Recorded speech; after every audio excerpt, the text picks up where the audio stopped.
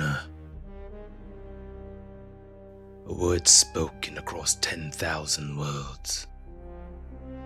5 strangers, 10,000 worlds, one story.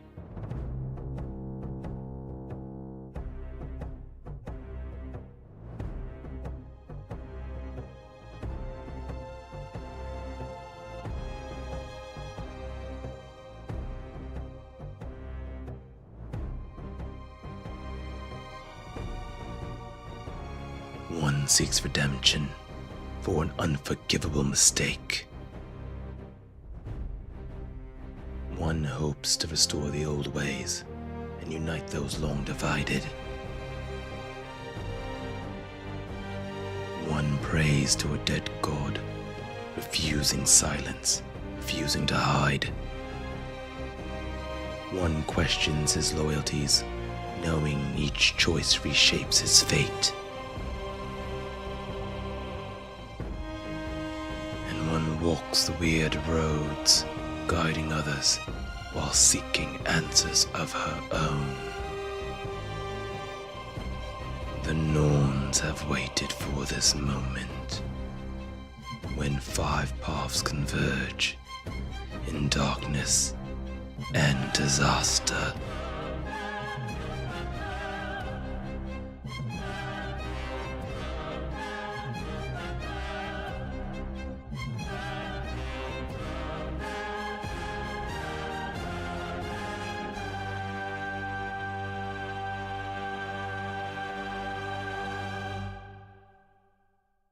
Wyrd Roads beyond the ice. Woo! Welcome back to episode 2. Woo! Everybody ready to get weird? Because I'm hyped right now. See. Oh, I'm so Yeah. ready. Don't gotta get weird if you stay weird. That I'm is about right. it. That's right. Well, then, without any further ado, let us please introduce ourselves and shout out our partners today. I will go ahead and turn it over straight to top of the screen, TaleWeaver. Start us off. Oh, Heidi, hi. Hello, everyone. My name is TaleWeaver Omar, and you can find me on the interwebs here at A Tale D20s, running shows such as Tarot. Check it out Mondays at 7 p.m. Eastern Standard Time. We play a Magpie game sponsored Mask with a tarot theme with many people who are on the stream right now. Of course, you can also check out all of our other shows, from Theros to Magpie Madness to Wyrd Roads, always on A Tale D20s, and check out the latest things that are going up on TaleD20s.com. And if you want to follow me personally as I cosplay and do weird stuff, geeky, nerdy stuff like Magic the Gathering and cosplay, you can check me out at TaleWeaver Omar on the social webs. Thank you. All right, Travis. That's me. Hello, everybody. I'm Travis, otherwise known as Zendaric, your resident enchanter here at A Tale of D20s. And I am playing Ingvar Oddson today. I guess my socials are OMG, it's Travi. You can find me. I don't post that much, but I share sometimes. And I also am excited about our... Sorry for jumping around. Oh my God, I'm all over the place. I was going to say, I'm also excited. Who am I? What am I doing? I'm everywhere. I am also excited about our masks. I just want to double shout out that. Check it out Mondays tomorrow. It's fantastic. And... Who's on that? I don't know, but you'll be surprised. But today I'm playing Ingvar Oddson, your cleric today, praying to the old gods. And maybe dead. We'll see. We'll find out. That's what the rumors say.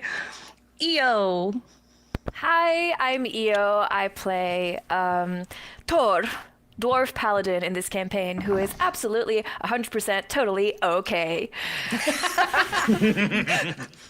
Solid start.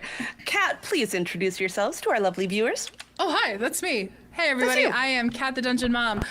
You can find me all over the internet under that handle. I am a pursuing my master's in social work right now, and I am a educator and dungeon master focused on creating safe spaces for families and youth. My goal is to become a therapeutic game master sometime in the future. But until then, I just like to F around and find out on the internet in front of an audience. So thanks for being here.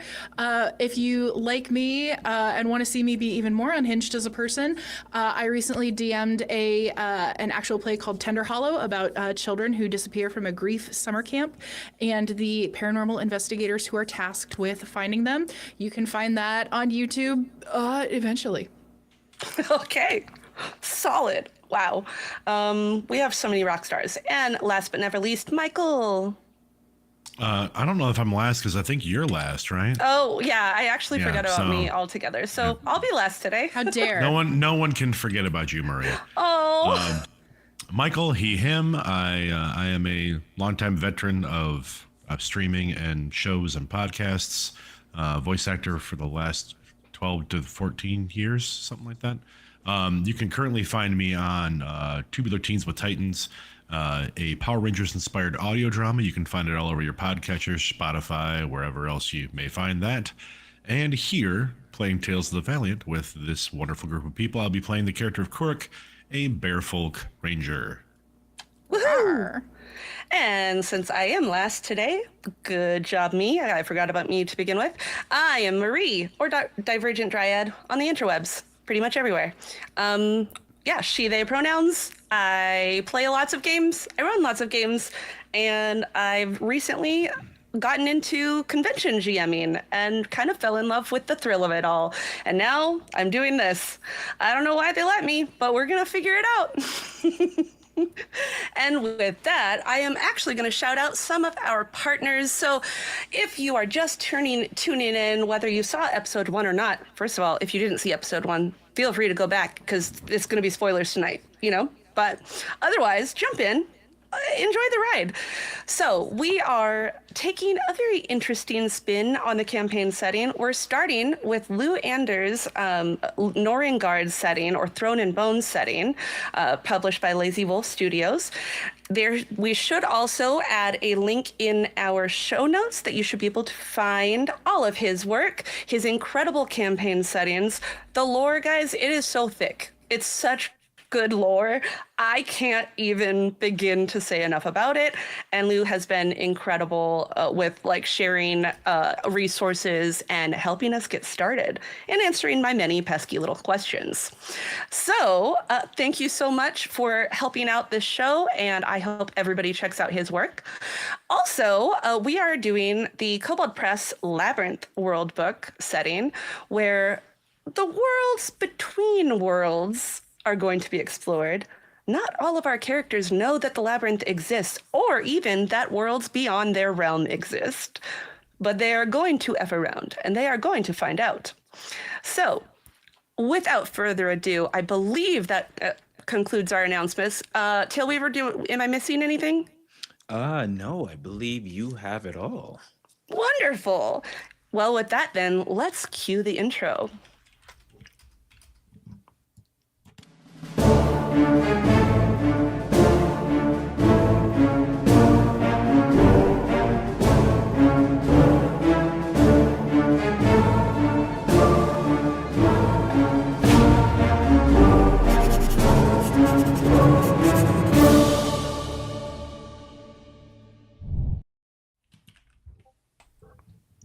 All right.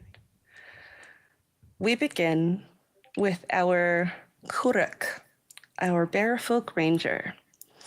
We find ourselves in a vast, circular, subterranean chamber of icy rock and crystal.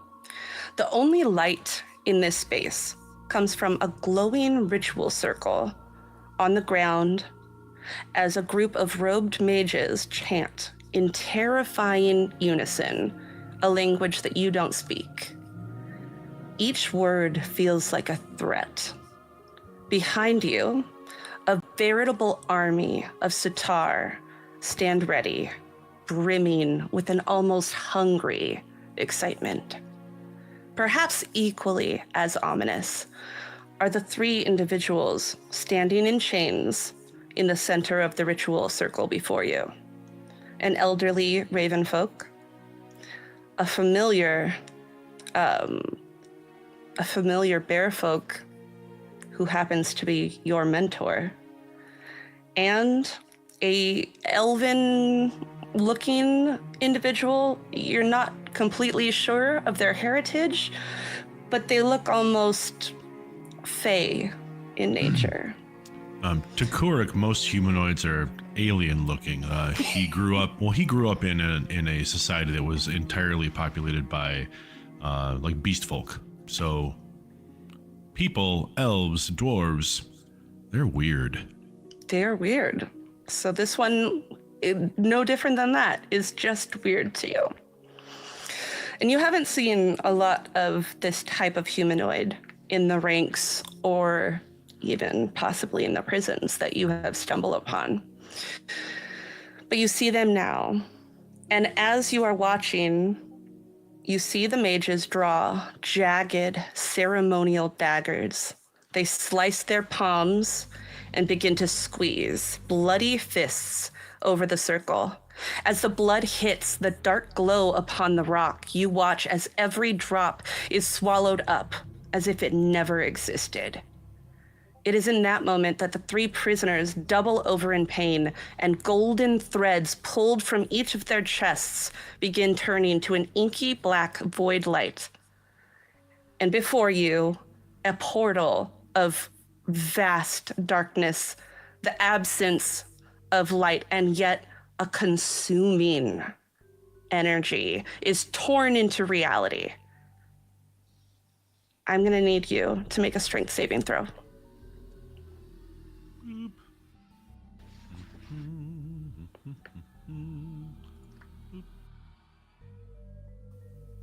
That's a 19. All right. You feel as if your very energy is being pulled toward this portal that's about 30 feet in front of you. You have the resistance, but you have the sense that if you were to fall to this, it would tear part of you from existence forever. Is this a familiar feeling for Kurruk? It is not. This is the first time you've seen this ritual, and it's definitely the first time you've seen them rip this kind of portal into existence. How is he feeling? The talons, or the claws on his right paw, are digging into his palm, at the sight of his mentor being basically having his soul torn from him. Yeah.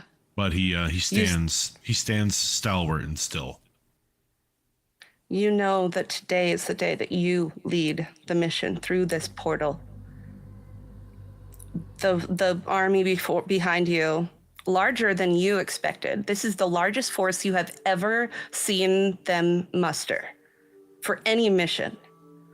And up at the front, kind of along circular staircases made of rock and ice, you see the towering Lord Commander Mara Frost. A smile is the wrong word, but it is an angry joy that crosses their face. Do you proceed through the portal? Yes. All right. I think Kurruk will raise his hand and like make a forward motion, and then walk through the portal. Ooh. So, you take the step forward and go into this portal, leading an army of malevolent, void-bound, and void-born creatures to another world that you've been told is called Norrøngard. You did not ask questions of why or what would be required of you. You follow your duty and you step through. You then see flashes. We're just flash cutting the scenes that you see next.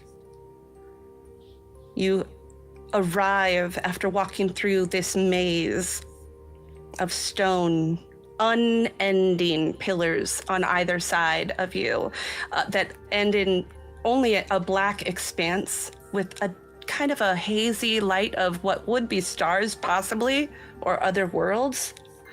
But you are in the labyrinth and you are making your way, leading this army.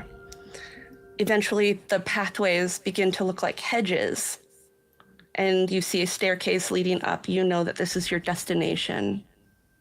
You make your way up the staircase.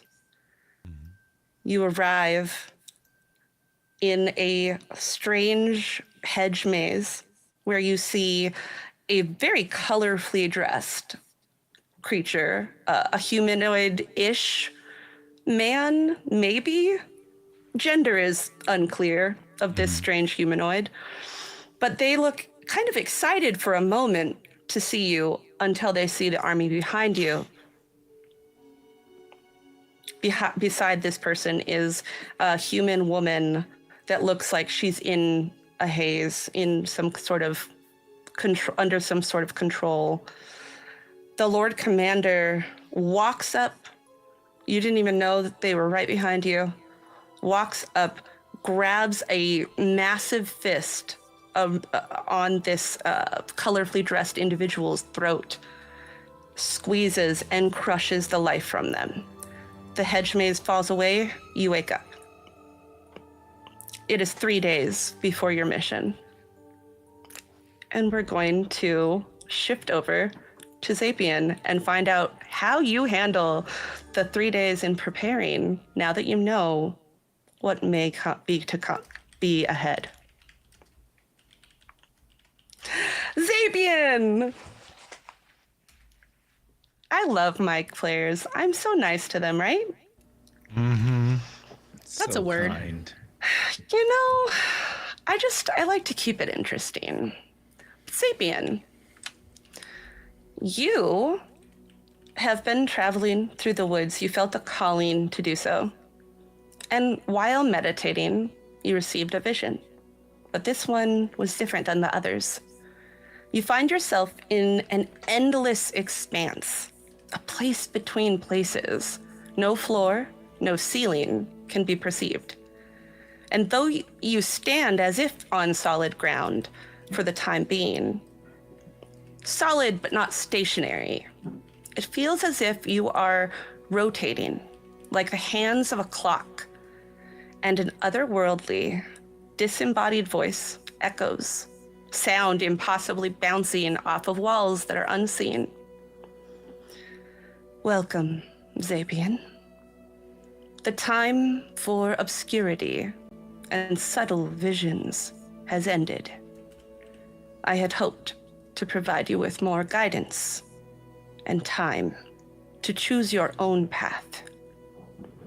But fate is not immutable, even for me. And it is my hope and belief that you are ready to receive this knowledge. How do you respond to this voice? And who do we see? Zapien Samarco is older. Elves are known for their ageless quality, and this is something that Zapien has soundly rejected. I wear every wrinkle and gray hair that I have amassed over my 400 years of life proudly. There are scars and imperfections on my skin, and a slight limp that belies some potential trouble with a hip. The ideal of a perfect body of any kind of material or aesthetic perfection is very far outside my wheelhouse. Zapien is very earthy, very earthbound, dressed very much in earth tones. She is someone who is comfortable with her toes in the dirt, twigs in her hair, just as connected to everything around her as possible. And I think as she stands here in this place that is not a place, she still feels that connection a little bit. She doesn't feel out of place. If she is here, it's because she is supposed to be, and that brings her a sense of calm. And she just tilts her head and listens, nods a little bit, and just says, "Do I know you?" I have been with you for quite some time. Though you may not know me by my name, I go by many. Have you forsaken your wings to speak to me? Is this a request to see my form? Merely a curiosity. Do as you will. You have always been so wise, my friend.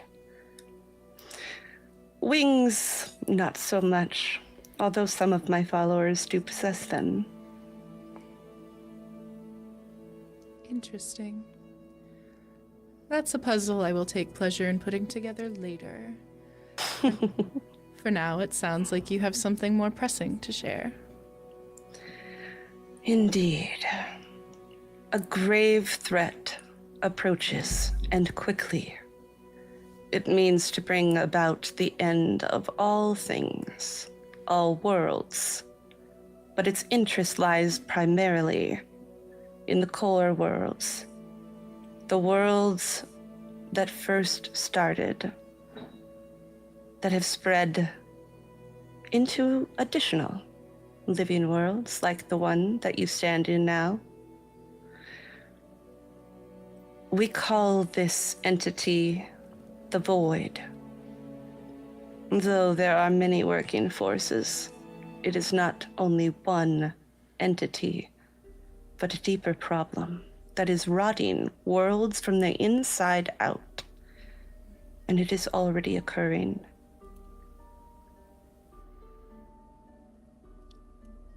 Is this a mortal-made problem? Some. The mortals that follow the call of the Void tend to be consumed by its madness and trade knowledge, power for parts of their souls until there is nothing left. If it is not a completely mortal-made problem, then it stands to reason that it's not a completely mortal-made solution either, is it? You are not wrong. And though you cannot see her face, you feel a smile. I am what you might refer to as a goddess of travelers, of knowledge. Some have different names for me in different worlds. I believe the world you currently reside in, they know me as Zirth. It's nice to meet you, old friend. You see a form almost hazy, an elderly, like an old crone, but it looks like the shadow of 6 arms rather than 2.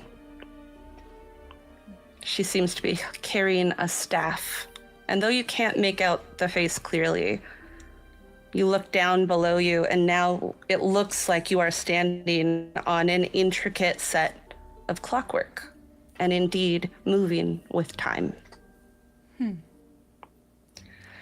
Should you accept... Oh, go ahead. I was going to say, can I do some kind of like history or religion check to see if this symbolism means something to me? Sure. Great. Which do you want? History, religion, investigation? You tell me which one you roll, and I'll tell you what kind of information you can get. Because I am old, so old, elderly, aged, wizened. Very aged. So advanced in my aging. I'm going to go history, because I've lived a long time. I've seen a lot of shit.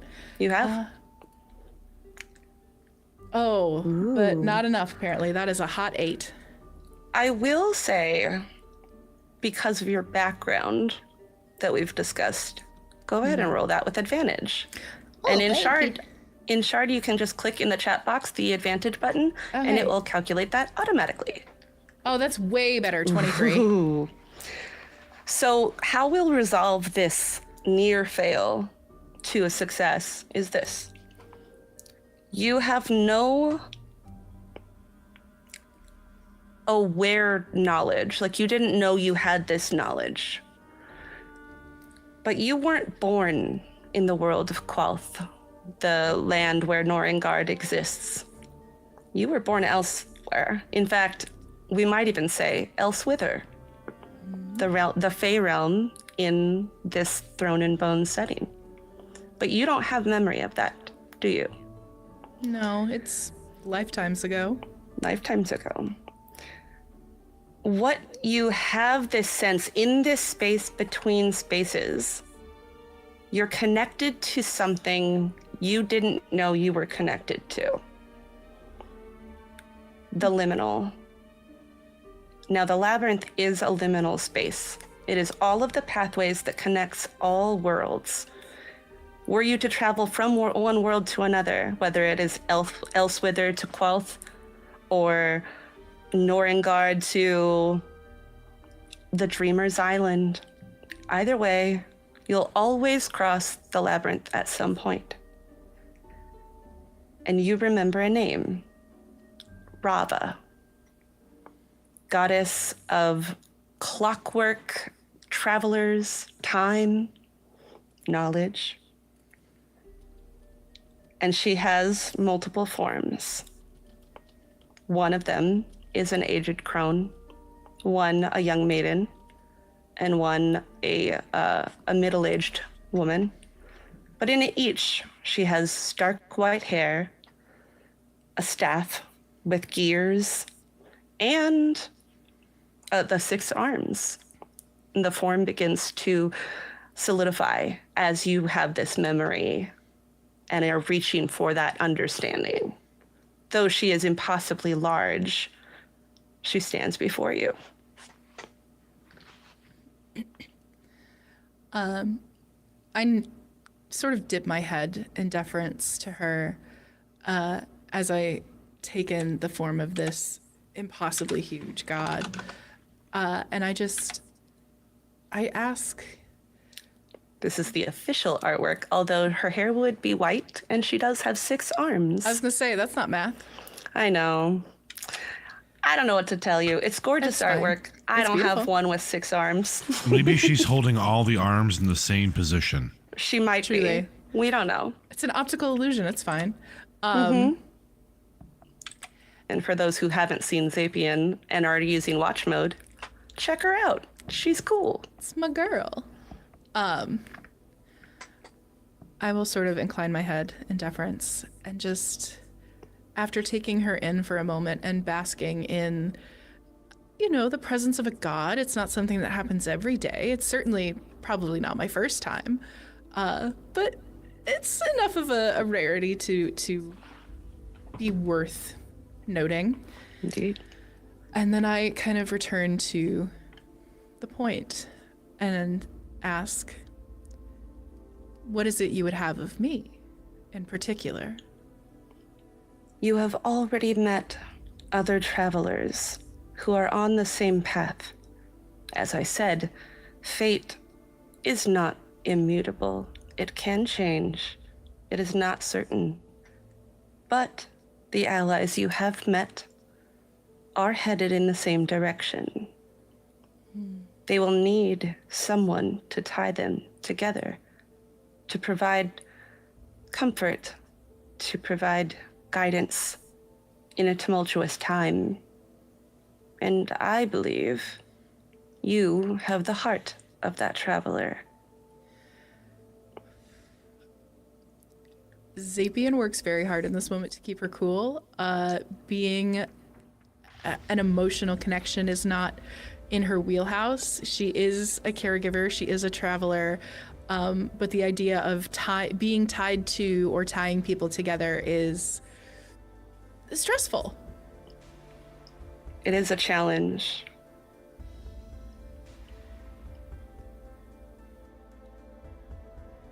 And if I should fail? You will not be the only individuals working toward this goal, I am certain. But you are the one I have chosen. And a Life- fool I would be to buck a goddess's favor. I wish only for balance and for knowledge, peace and prosperity across all realms.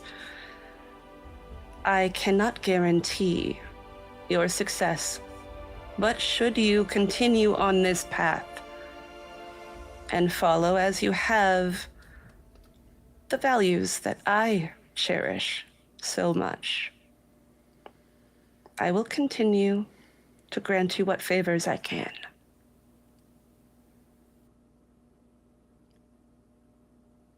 I should continue to have such fortune. I will do as you ask and endeavor to be worthy of your favor. You are already worthy. That is not in question. But I thank you for your honesty and for the ability to take in such what must be a shock. Most mortal minds would not be able to approach this so calmly. Most mortal minds have withered away long before they reach the point where I have. What is our destination, and what are we to do once we arrive there? You say this void is manifest of many dark things. How are mere mortals to stand against it? One step at a time, Zapien. One step at a time. The Force will come to you first. They are already preparing to arrive. Although I have certain wheels in motion, I cannot guarantee the outcome. Should they arrive, Norrøngard will face a threat unlike any other. And you will need to enter into the Labyrinth. Seek out allies. I will send you what I can. The path will reveal itself to you.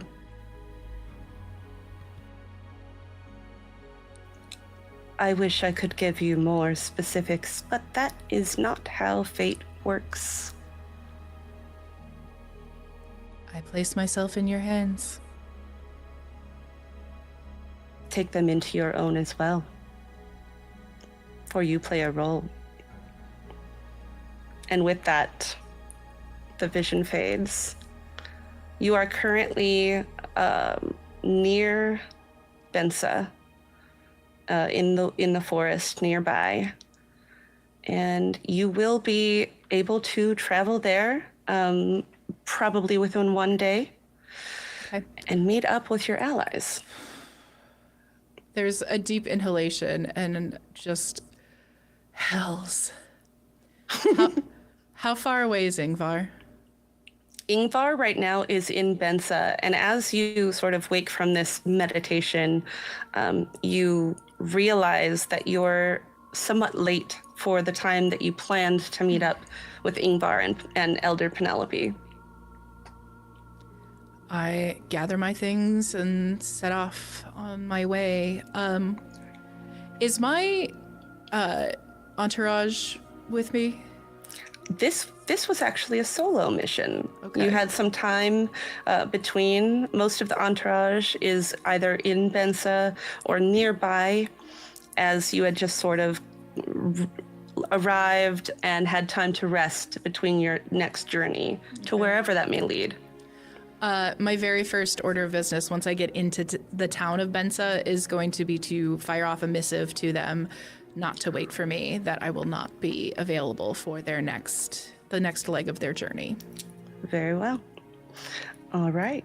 And with that, we fade from that scene, and we return to the city of Bensa,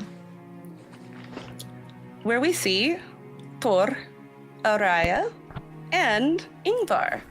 The three of you are currently, you've just been led, I shouldn't say you're currently walking, but Ulfhild, the Witchbreaker, a very brusque and imposing blonde woman who does more of a demand than a request situation, has led you to Jarl Flamebeard's longhouse. And let me just pull that up for you.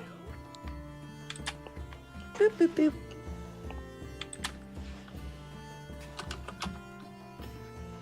I need to hit the right button. All right, I'll find it. It's here somewhere. For the meantime, I will just put you on a Bensa map. That's fun. For anyone using the watch mode, you should be able to see Bensa! Incredible maps and artwork. I have to check who did them again. I can't remember. I believe here we are. All right. Great. So you have arrived in the Jarl's longhouse. You see a massive longhouse. It's definitely even larger than Stolke's. It is about 120 feet long, 55 feet wide at its middle. An impressive structure, to be sure. And it is worked from top to bottom and end to end in these elaborate carvings depicting the history of the city and its many heroes. Inside this central hall, it is nearly as boisterous as Stolke's. You see Jarl Felbrier Flamebeard. He is a jovial man with flame red hair and a wolf skin wrapped around his shoulders. He's sitting on a throne on this raised dais. Got it. It's fine. Opposite of the doors. And as you enter, I love how people are like, I don't know. As you enter, you see the Jarl is actually in conversation right now with one of his Carls, which is sort of the hierarchy of social structure here. This is Korlunder Howald Coulson. This is a straight-backed, well-dressed Norrøngard with flaxen hair and beard, both elaborately knotted. And around the hall, you see other like 8 other house carls sort of lounging, drinking, eating. They're all entertaining like a dozen or so merchants. I mean, it's entertainment in this space. You hear Ulfhild call for the Jarl's attention. And you see Jarl Flamebeard looks up from his conversation. Ah! Be healthy and happy, Drengir, he says to you all, giving the traditional greeting and using the Norrønian term for valiant or gallant persons, Drengir. Grab a horn of mead and come. We will speak of the need I have of you. What do you all do in response? Araya looks at the rest of the party, and she seems slightly annoyed. Her feathers are ruffled, if you will, though. Just being pulled on this miscellaneous task when she feels that is needed in more dire places. As she rolls her eyes, her hair kind of bobbing as she turns to the rest of them. This one would bow, yet nothing in thee warrants it. Thou dost mistake thy noise for authority.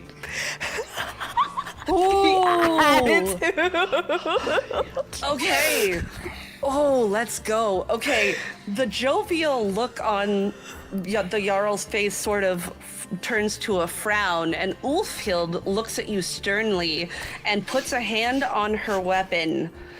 How dare you speak to our Jarl in such a way within his walls? You are a guest here. You may leave if you wish. I'm going to start laughing awkwardly and pretend like it was a joke. Like, Yeah, Tor's my right God. with you. Tor's Right. like, You're ridiculous. Oh my God. Bring us some meat, please. always like this with the humor. Please, horns of meat over here for the jokester. Ingvar, please make me either a deception or performance check with advantage since Tor is helping you. Oh, thank goodness. I love this so much. I am truly trying to deceive them. So, Okay. Truly just a lie. I mean, I am performing, but like, it's such an egregious insult that I have to lie and fix the situation. Yeah. So, 16. 16. with the help. We're level 1. 16 is high enough for this challenge. Though they look still put off and uneasy, the Jarl, seeing how Ulfhild has kind of already jumped to his defense, is like, oh, they are strangers to this land. They do not understand our ways, Ulfhild. It is all right. Stay your blade. I appreciate your honorable way of coming to my my defense, but I can handle this. So please sit. Ulfhild, have some mead yourself. You look stressed. So he sits down with all of you. And he begins to describe for you what has been going on and why it's such an urgent need. You must forgive Ulfhild. She is not always the best with people, you see. She is very impressive in her stature and her abilities. A more honorable Norrøngard you will not find. But she is a little bit rough around the edges, if you will. So, please forgive our rudeness, as you may have perceived it, young one. The urgent need at hand is that the southernmost Trelleborg, this is, in case you are unfamiliar with this, one of our ring fortresses at the borders of our town. It is headed by one of our Trelleborg leaders called Gelda Skogsdatter. Now, by all accounts, this is seasoned warrior. Gelda, I am impressed with her work. Don't get me wrong. She does annoy me, but, you take what you can get. She is always, however, despite my feelings of her being irritating, is always so punctual and reliable, dependable woman. Well, I have sent ravens to the Trelleborg. It has been silent. The ravens, they do not return with messages. I have sent other soldiers to follow up and find out why. We have heard nothing from Trelleborg. But nothing has returned. None of my soldiers have returned, nor the ravens. Now, this concerns me, because like I said, Gelda, she is, though so annoying, very dependable. And there are other rumors that I have been hearing around Bensa. Perhaps you have heard them as well? Of strange situations, people more angry, more hateful. The community ties, they seem to be falling apart, which is not the Norrøngard way. We take care of our kin. We do not anger each other. We do not fight for no reason. For honor, yes. But for no reason, no, we do not do this. So, I am beginning to be concerned that something dark is at foot. What say you all? There's definitely, like, even though Tor would have gone along with Ingvar's, like, haha, it's all good, she didn't just spit in your leader's face. This was humor, because it was, like, very much damage control. There's also, like, this vibe of, like, we got brought in essentially for what felt like a fight, and now it feels like essentially you just wanted us to like go on a little fetch quest, like a little like we show up and everyone else is partying. This was not that Give me urgent. an insight check. So, okay, am I good at that? I'm not. What place are they asked us to go again? What was the name? It's the southernmost Trelleborg, which is like a ring fortress that sort of guards the boundaries of Norrøngard. So that's a cute little 6. A cute little 6. Yeah, with the cute little 6, it does feel like it's weird, but you know, maybe that's just how rich people are. Who knows? Yeah, who knows? Tord knows nothing. Tord knows absolutely nothing. And it's definitely a different vibe. Like, Wolffield came in with, like, taking her job so seriously and was like, you need to come with me right now. You haven't even eaten dinner, whatever. Like, you're sitting at Stolke's planning to relax, and instead you're interrupted by this imposing woman who demands that you go with her for an urgent matter. Mm-hmm. And then you show up and it's like a party, which is a little weird, but you're like, I don't know what that means. I think in Tor's brain, there's like the, why us? Why pick us, like a team of rando? And now that we got the explanation, it feels like, because we're not from here and therefore we must travel. Kind of like the vibe of like, we need to be someone who can leave and come back and not people who are used to living and staying in the city. And now I feel like Tor understands a little bit more why they might have been singled out as a group, because all of us look like we don't really belong here and therefore we must be from away. Mm-hmm. And I think there's like just like a quiet kind of just like looking to the other members of the party but ready to say yes to doing this task. Because would I have seen anything like weird and worrying for that? Like, because like there's been some weird stuff on our travels, right? There has been some weird stuff. So hearing him talk about this, you remember in Stolke's Hall, that merchant dwarf who just for no reason picked a fight with you in such a hateful way. And it even felt like it was strange to you because you've interacted with some of the dwarves that have stayed here, and that's not the case. You also remember, you know, a while back with the undead creatures that sort of had that weird, dark, wispy smoke coming off of them. That was a little weird, but again, long time ago. And then you remember in Penelope's shop, her saying, have you heard about any of the strange creatures popping up? Oh, maybe it hasn't happened yet. Oh, well, I'm just an old lady. Yeah. Penelope. And then Ingvar, you remember in this moment that feeling you had, like the hair standing up on the back of your neck in the High Father's temple when you bumped into that cloaked figure who just didn't feel like they fit in. Go ahead and make me an insight check. Sure. I would love to. Ooh, is that a nat 20? 20. 20 for 25. I'm going to give you something extra for this. Oh, juice. So, on a nat 20, look at that world tree dice. That's so cool. Love it. So, first of all, the Jarl is downplaying it. He has been hearing more reports than he's letting on. And he is concerned that there is some dark, like, force or some kind of invading, maybe infiltration, maybe subterfuge.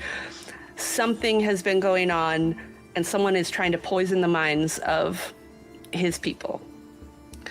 He doesn't want to say that because that would be like gossiping about kin, which would be very shameful, cowardly thing to do. So he doesn't want to say that, and he also wants to put on a brave face because, again, that is the Norrøngard way.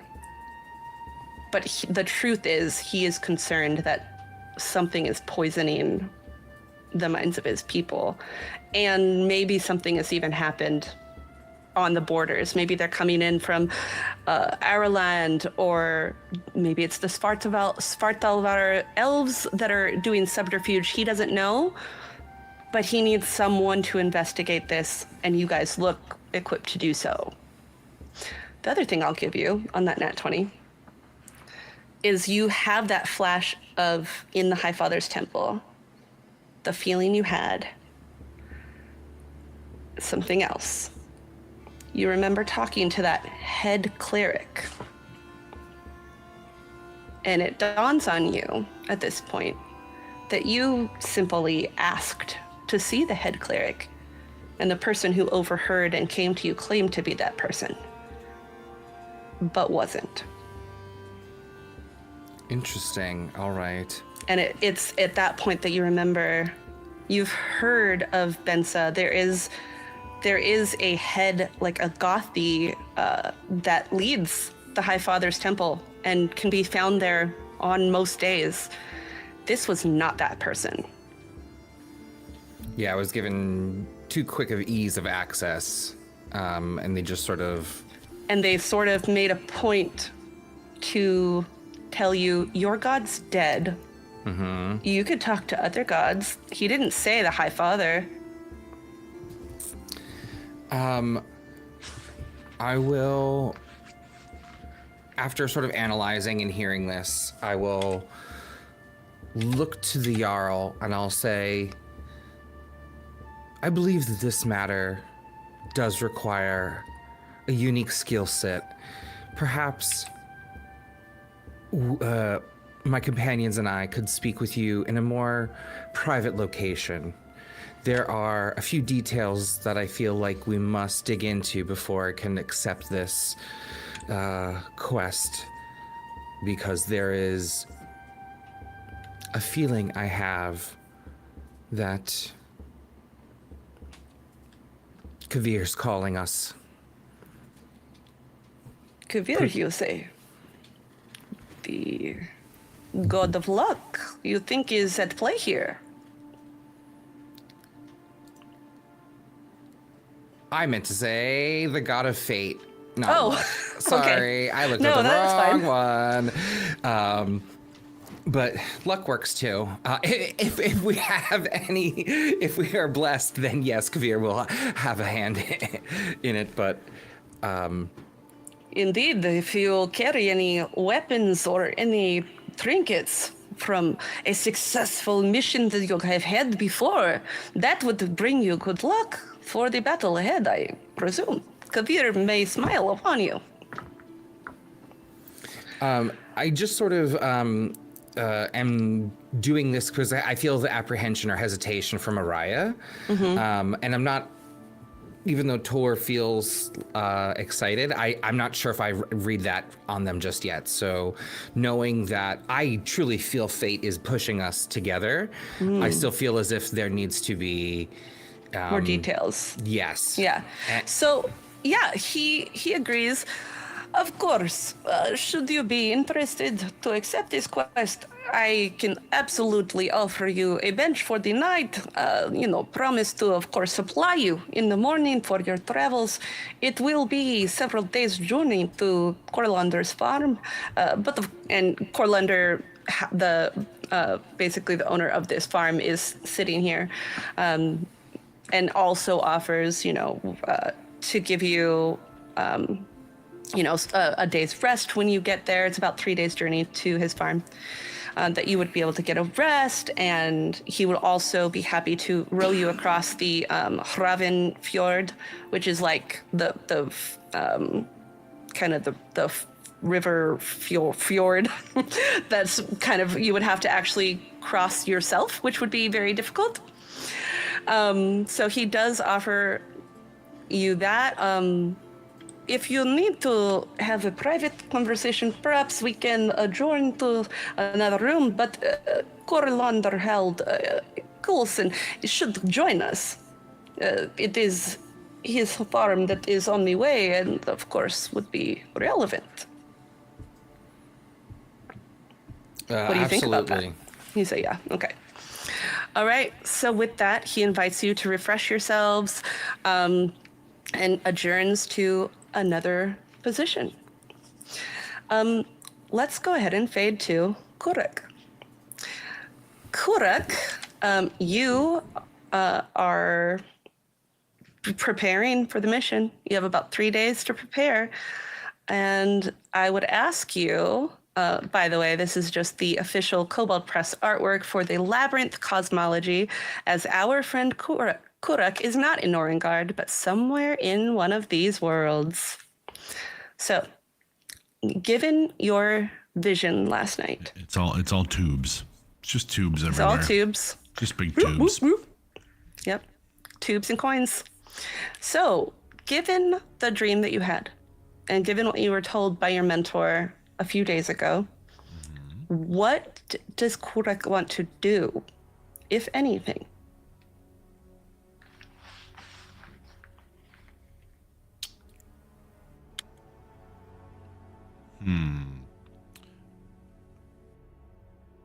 I think Kurruk is going to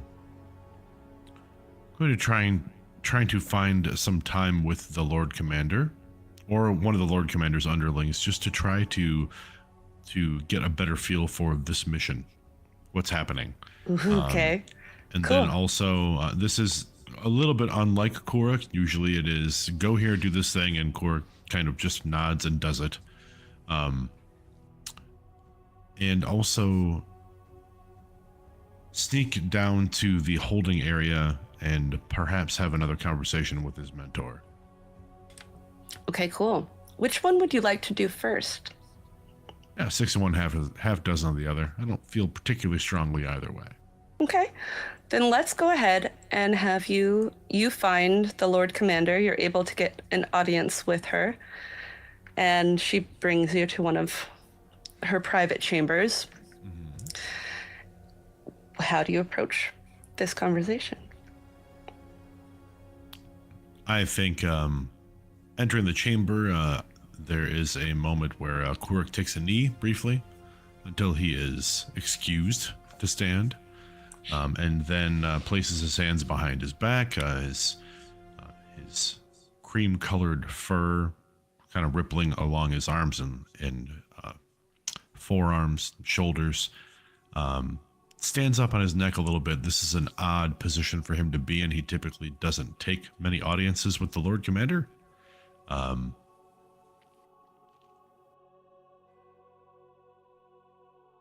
have questions about this. The mission. Speak your questions. What world did we go to this time, Lord Commander? I've already told you. It is called... Norrøngard. Indeed. But tell me a bit of the world if you don't mind. Go ahead and... I think she's gonna do a little insight check. I don't think Kurruk isn't trying to hide anything. Yeah. Plus, okay. She sort of gazes at you. It doesn't seem like it's necessarily ruffled her fur. I will tell you. Long ago, Kurruk, many of our kind were from Norrøngard, or nearby. The wilderness of the bear folk, that we called it. There's been quite a lot of violence in that world for hundreds and hundreds of years. It is now ravaged by chaos, by war. Our people were driven from their homes, and I have not been able to return to avenge their honor until now, which you will lead. Go ahead and make me an insight check.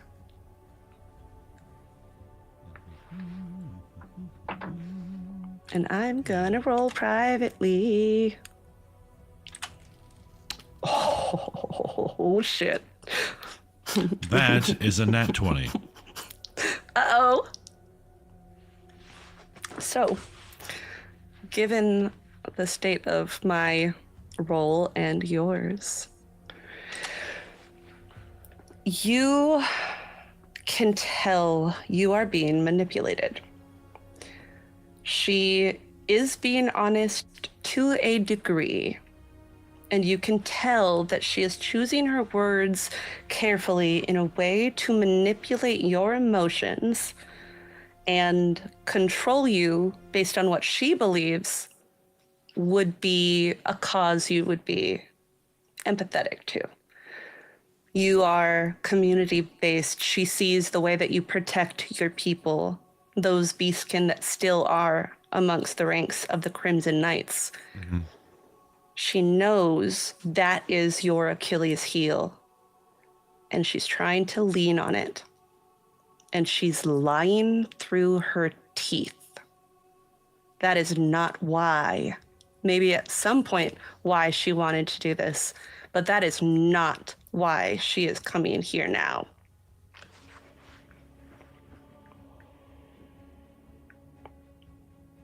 Understood, Lord Commander.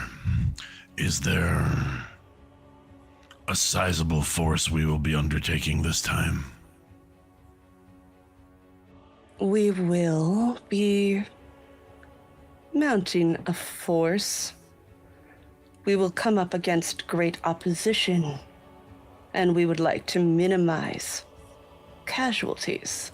Again, lying through her teeth. She wants to maximize the casualties of the world of Quel'th, and she will bring every sitar that she has and whatever cultists she can mount and muster. This will be the largest force that you've ever seen.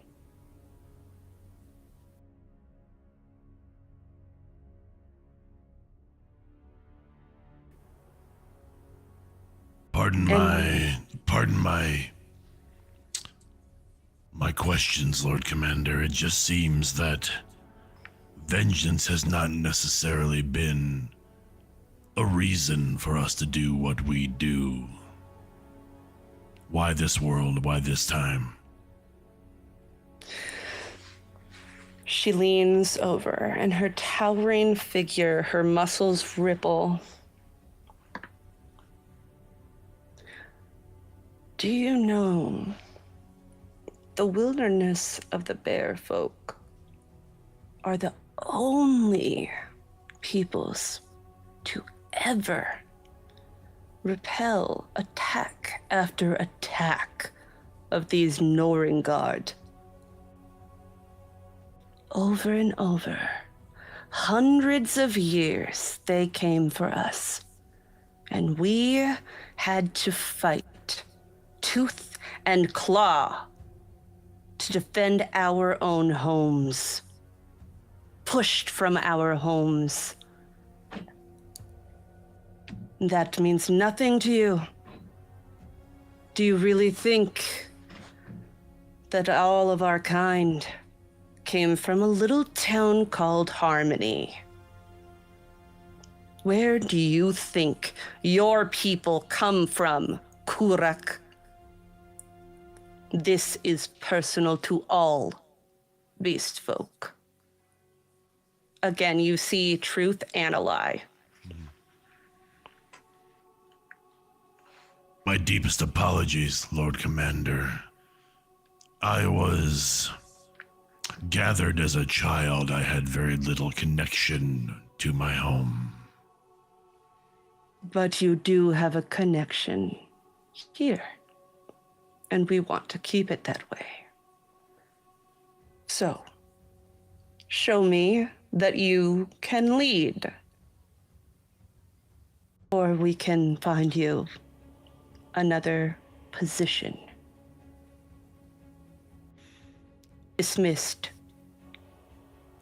Kurruk will nod and raise his right hand again. His fingers have the tips of his fingers, his claws have dug into his palm significantly as he raises it that fist to his chest and just gives it 2 beats as a salute, and then takes 2 steps backward and then turns from the room. Great. Go ahead and make me a perception check as you leave and are walking through the halls.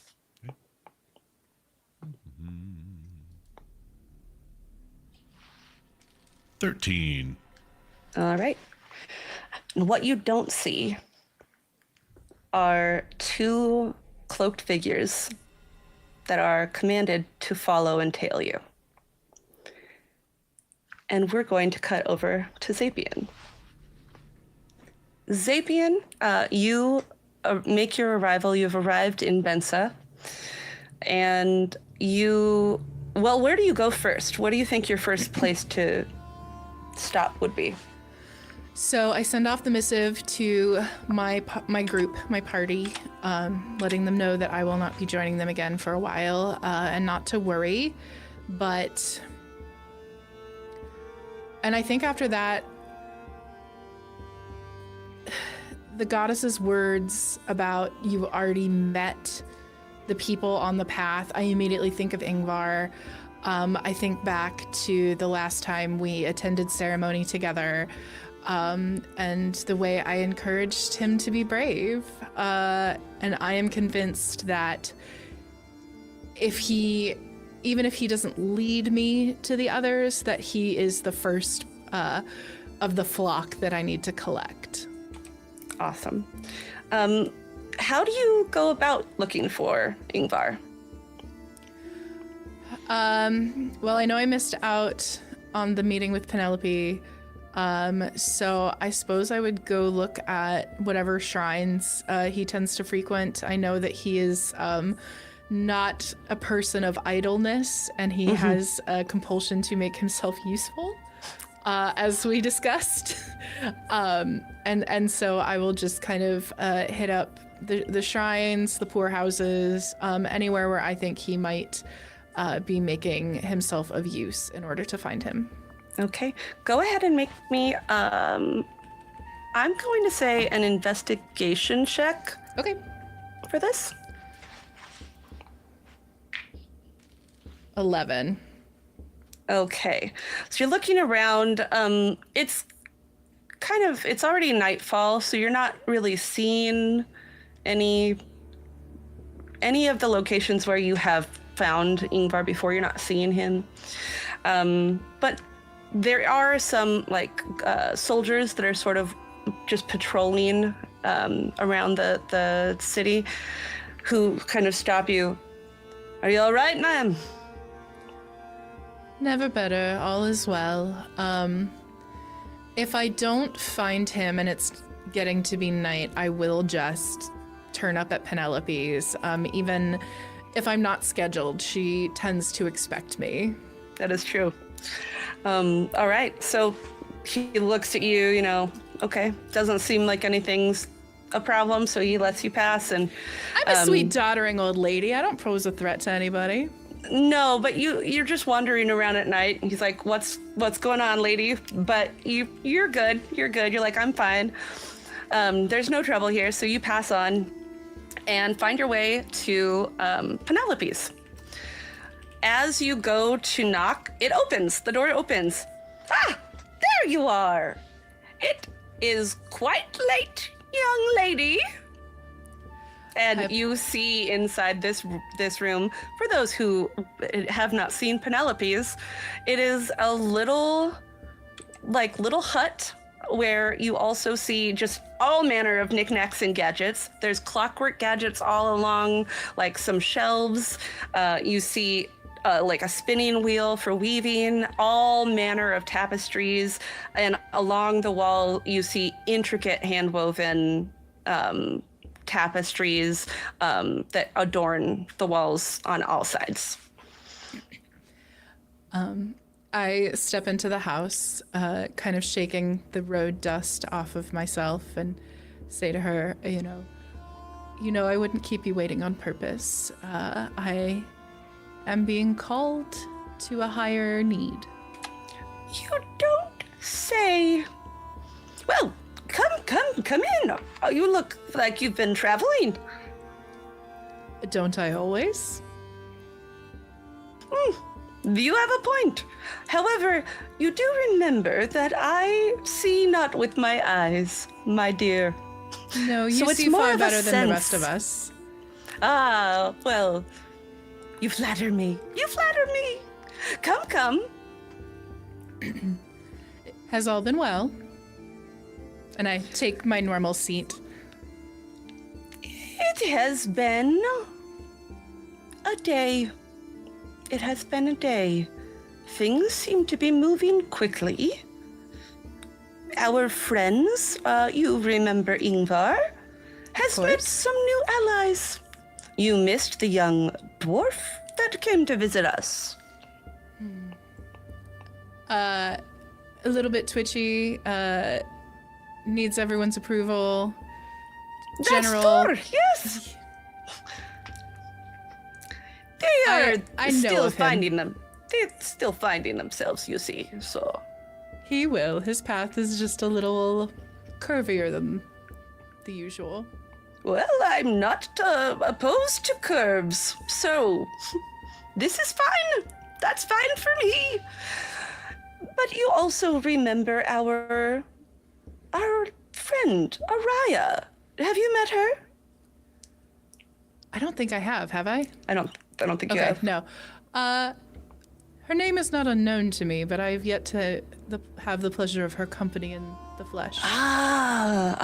See, it's always so confusing trying to keep track of things that have happened or will happen. If the mind gets addled, you understand.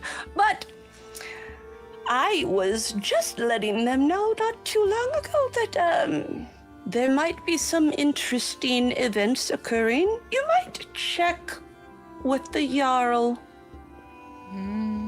I've been hearing rumors, you see, of things happening outside the walls and things that might need the attention of some brave heroes.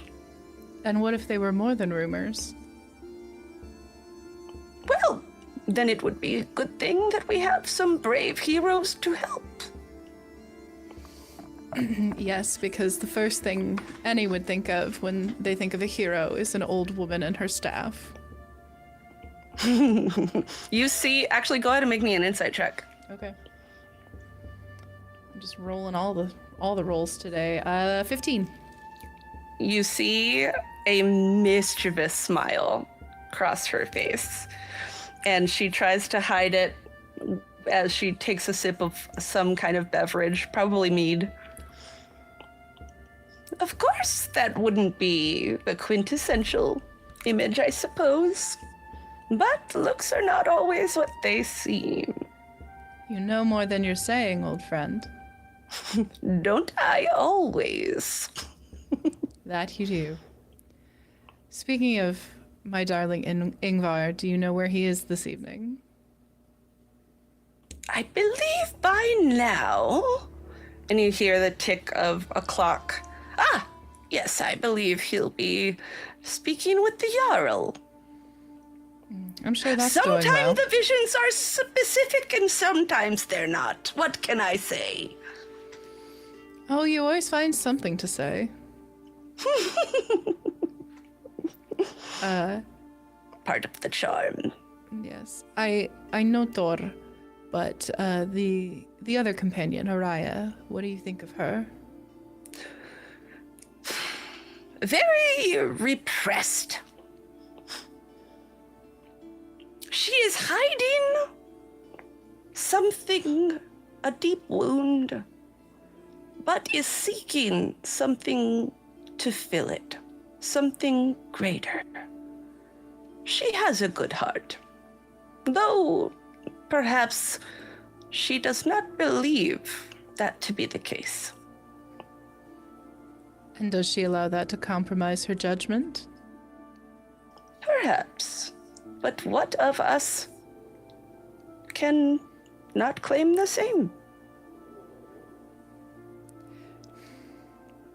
That feels pointed in a way that I don't think Zapien was prepared for. In what way?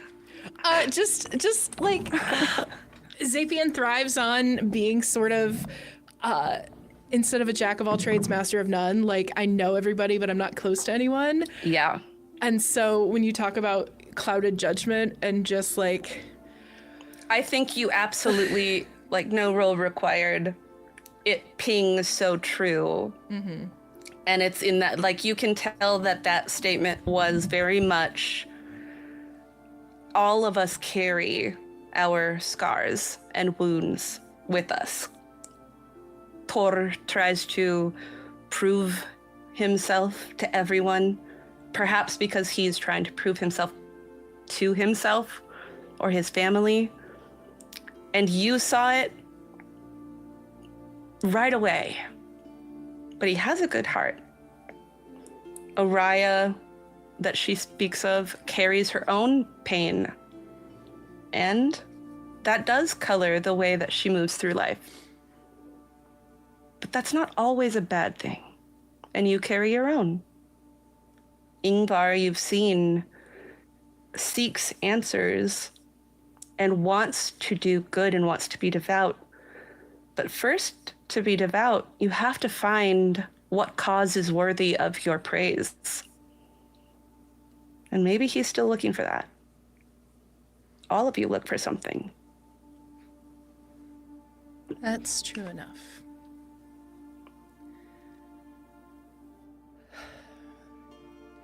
Will I be getting anything more out of you this evening, or will you keep your secrets as always?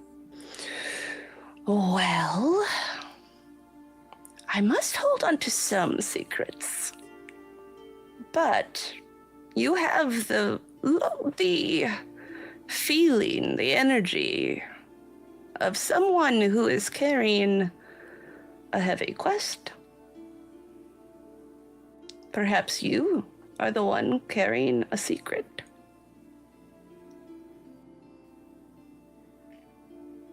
Is it a secret, or is it simply that no one needs to know?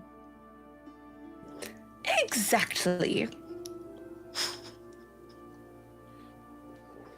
I think I cheers her on that. Yeah. She cheers you, drinks the rest of her mead. And if you would like, you have a strange little vision from a little old lady who says so much and says so little that perhaps you could find Ingvar and your other companions with the Jarl as we speak. Yeah, I was gonna say, she straight up told me where they are. So She straight up told you. Which is great. Like 10 out of 10. Thanks, babe. Yeah. So I will finish my drink, bid her a good night, and I think as I'm putting on my cape to leave, I sort of turn back to her and just regard her for a moment and say, "May this not be the last we meet." Oh, I assure you it won't. Oh, where is my head? One moment before you leave.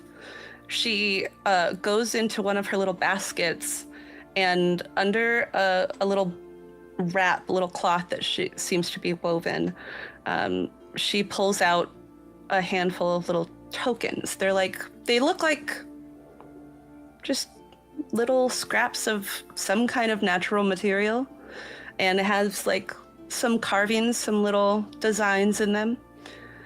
These are for you and each of your friends. You count them, there's 5. Okay. And am I to tie these together? And I pin her with a meaningful look. Can I make an insight check? Does that Go ahead. do anything? All right. Yeah, I love it. Nope, that's a hot 8. Okay, cool. So on an 8, yeah, I think she has a pretty intentionally inscrutable face to begin with. She says what she wants to say and hides the rest. And you feel like she's probably not going to reveal why, but in terms of taking it literally, she says, no, not tie. One for each of your allies. You may notice that one has not been assigned. Sigrun is not the ally. I mean, just to be specific. I know that he likes shiny things, but this is not it. So, you'll find another person. You'll know when you know.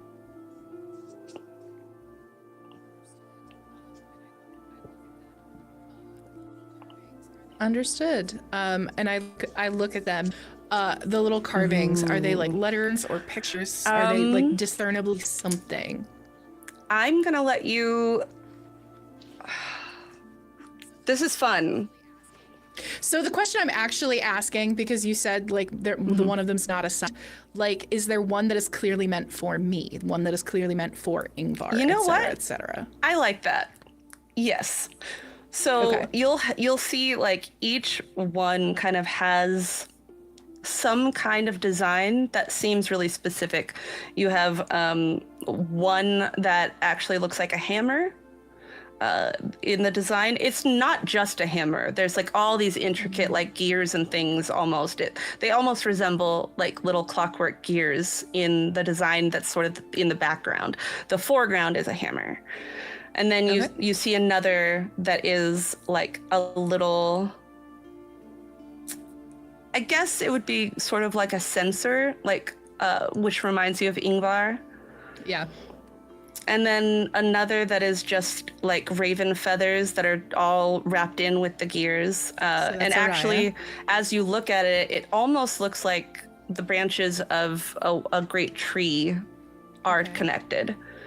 And then you have another that looks like a paw. Okay. And then yours, I'm not sure actually. What do you think Penelope would assign to you? I think mine is a musical notation floating through the trees. Beautiful. Yeah. So obviously the first one was Tor. The I could be a bear. Excuse me. Could be a bear. Little bear. My sweet little Twinkie boy. No, you couldn't. Sorry, did I say that out loud? Okay, so yeah, the first one was definitely Tor. The second one, definitely Ingvar. I don't think I know. I think I know enough about Araya to guess the third one is hers. But I will be on the lookout for a paw. Yeah, because I think you haven't seen that Araya is a raven folk at all. No one has technically. The only person who has seen have. it is Tor, and only in like a complete isolation where no one else was Okay. around to witness it. He's not gonna mention it, and he's respectful like that. But it is certainly interesting that Santa, discreet king. Discreet Yes. king. Nobody can clock him. Nobody can tell he's desperate for approval. I love it. It's In so episode good. two. Angel. Oh, sweet baby. I'm just out here like with Zapien just sniping every one of you emotionally. It's fine. It's fine. That's what we love.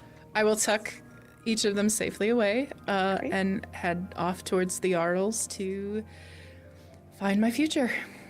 Beautiful. And with that, let's go ahead and take a 5-minute break. And when we return, we will dive into this adventure and hopefully Kurruk can figure some stuff out with his Dark Lord Commander. Come on, bear boy, let's go. Snap. Let's cue that break. All right, see you guys soon. What about 5 minutes, Ted? Yeah, like 5 minutes. All right, see Cool. you guys soon. Stay tuned. Bye. Woo!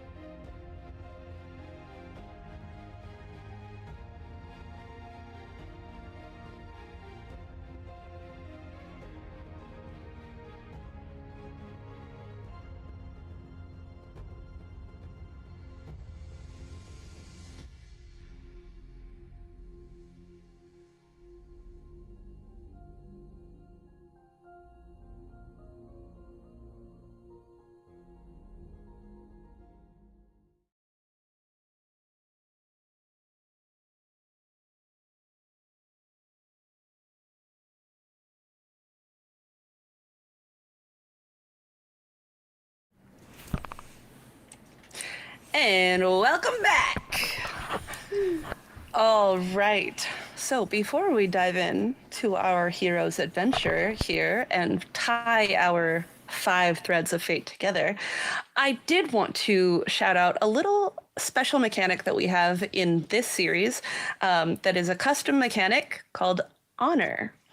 Since one of our main themes is honor for every one of our characters, I asked each of our players to tell me what their character's code of honor, the value system that they kind of hold at the top of what is honorable, and it's vice versa, what is dishonorable. I asked them to tell me, what does your character believe at the beginning? At the end of each session, I ask them if they adhered to their code of honor that they set forth, and a secondary question, do you believe you acted honorably? Because you might, in retrospect, decide, while I did not adhere to my initial thought of what honor is, I believe I did the right thing. And we shift either up or down. They can earn boons from gods or other forces of the world, and they can also earn banes or temptations, like the dark side of honor. So we will see how that all plays out. 2 of our characters went either up or down and have gained their little blessings and boons, or boons and banes, I will say. We'll see how that plays out. And just as a reminder, I'm not a game designer. This is super hacked together, and I just thought it was fun. So we'll see how it plays. And also, before I forget, I also want to go ahead and turn it over to TaleWeaver just to shout out the wonderful music that you have been hearing as we are playing. TaleWeaver, can you tell us about the music, please? Well, certainly. Thank you, Marie. So we just wanted to make sure we gave a shout out and recognition to the music that you're hearing today. The music is by a Tale D20's original music, written by myself and my colleagues, as well as Dark Fantasy Studios and a close and near dear friend of ours, Jan Rosa, who makes all those cool, spacey, dramatic songs that you hear. So thank you so much to our friends and colleagues at Dark Fantasy Studios and Jan Rosa. And I hope you enjoy all the fantastical music. Absolutely. Thank you so much. We are always just blown away by your music, TaleWeaver, and our partnerships as well. So thank you, everyone who has been participating in putting that together. All right. Did I miss anything before we dive in? Oh, no. Great. Then let's dive right in. For the sake of pacing and timing, we are actually going to fast forward a bit. Zapien, you found your individuals. Oh, wait, hold on. Before I do that, there is one bit that I know one of our characters wanted to have a certain scene relating to accepting this quest and the Jarl. So before I fast forward, I'm going to give that moment to you, Araya. So you are sitting in a kind of a private quarters where it's just the Jarl and the Carl, the Jarl and the Carl, as the 3 of you sit and discuss whatever needs to be discussed. Araya, go ahead and take the scene for me. Oh, certainly. So Araya has been... Sorry. Before you start, Omar, your mic's real. Something's wrong with your mic. You're kind of hard to hear. We were trying to chat in Ninja. You might just need to bend your little thing a little closer to yourself from your little headset. He's not using the one that's like on his headset. He has a different one. Say again.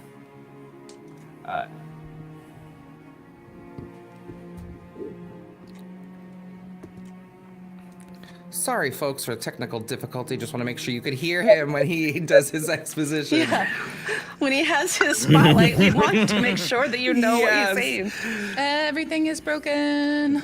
So sorry, I kicked my cord. You should hear me now, right? Oh, thank goodness, you sound like night and day. I'm sorry, I kicked the cord. Did not Much better. Such a brat. But thank you so much for catching up on me. Fabulous.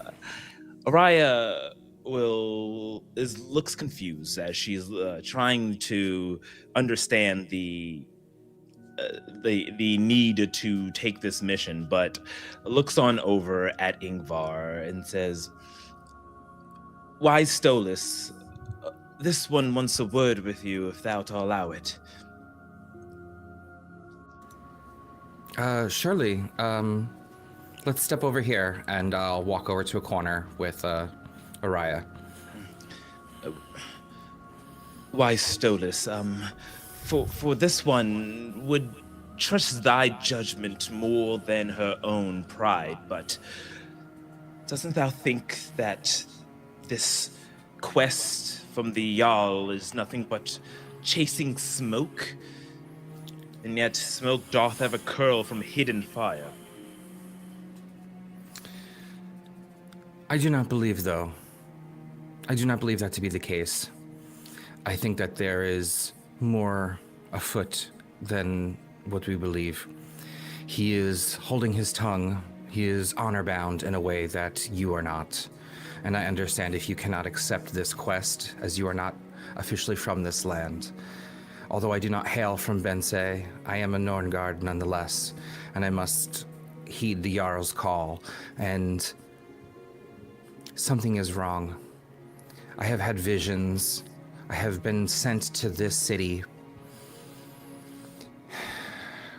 I've been pulled together to you. We have met under auspicious circumstances multiple times in such a short period. It is no coincidence.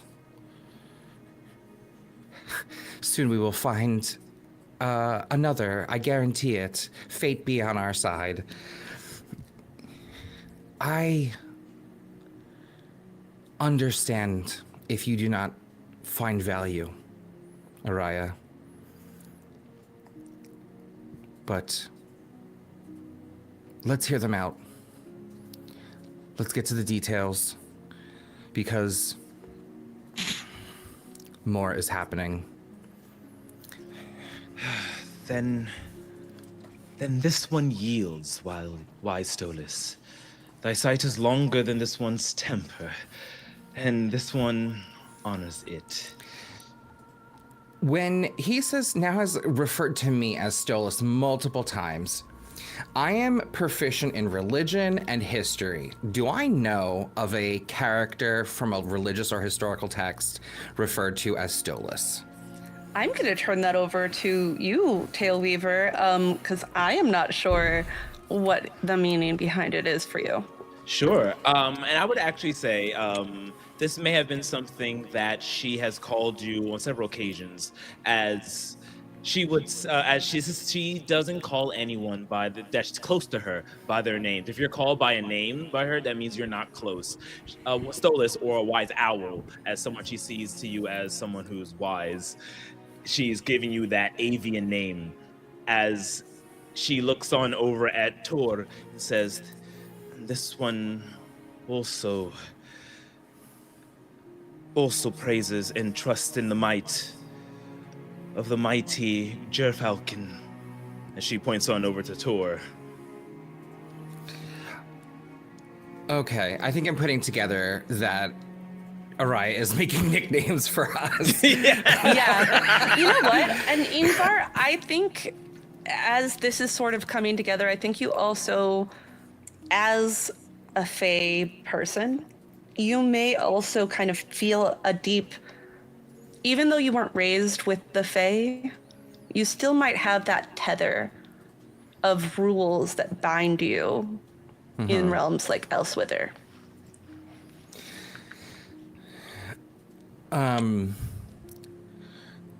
Yes, Araya, I appreciate you heed my counsel. Let's hear them out further. Let's have them prepare us and pay us and see where this fate leads us. Are you, without trying to pry too much. I'm Travis. I'm trying to think of the words to say like, do you got somewhere to be? You know what I mean? Is like, do you have, is there a reason for you to expeditiously leave Bence? Do you have? No. Forgive it. Lead on, wise Stolas, and this one will match thy stride. I appreciate your candor, and we'll be happy to lead. And we'll continue the conversation with the Jarl and House Carl, and basically call him out on, we can sort of fast forward this part and call him out on the things that I nat 20'd before, which is, this is bigger than you're saying it is. I understand that you're honor bound. I'm honor bound to you. And also how much you're going to pay me, what supplies you providing me if you're sending me days away. So we can sort of fast forward that, but that's what happens. Yeah. Cool. So that all is sort of like wrapping up. Zapien arrives and is kind of led into the chamber once she's said, like, I'm looking for my allies, Ingvar or whatnot. We kind of fast forward and splash cut. So you have the quest. They do promise to pay you, as well as giving you enough supplies for a long journey. I mean, it's basically 3 days to Korlunder's farm, and then another 3 days to the Trelleborg. And Tor, you would actually know that the Trelleborg, I'm going to show the world map right now for you all. Oh, wait, hold on. This might be a little bit actually better for you. Here we go. So that's sort of the route that you would be taking from Bensa to Korlunders, cross the Hraven Fjord, and then 3 more days to the Trelleborg. What you would know, Thor, is that is like kind of the border of where Norrøngard meets Ireland. And the Underheim dwarves, the Dwergrian dwarves, are more like they're within the nation of Ireland. So that would be like basically like the common, like the special, like not special, that would be the language that would be spoken Irelish in like nearby where you actually live. I've added that to your character sheet, so you would be familiar with that language. And yeah, so you have the supplies, you have the quest. Let me check, but I believe they offer to give you a golden torque fashioned with a snarling bear head worth 40 gold each, as well as all of the supplies that you will need. And once you get to the farm, the Howled will also be giving you, rest, and you can refresh your supplies at that point with his family. But we are going to fast forward ahead in time. So you have made your way on the first day of your journeys. You found an abandoned tower, and on that tower you found some strange markings. There wasn't anybody around. It looks like maybe bandits were camped out here for some time, but at the moment it's abandoned. The thing that you found, I'm actually going to ask my dear Araya to make a history check with advantage. Ooh, I think I'm good at those. It could also, history would probably be the one. Let's see here. My history is +2, so yeah, it's decent. Okay. Okay. And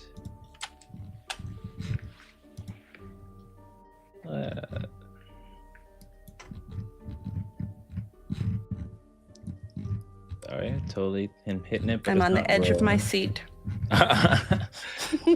I swear this usually works.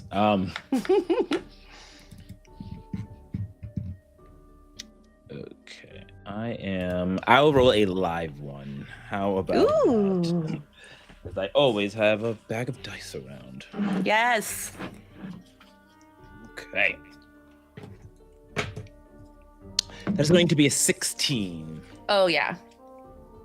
And that's with advantage, right? Oh no. A 16. Great. Okay. So on this tower, you find an ancient mural.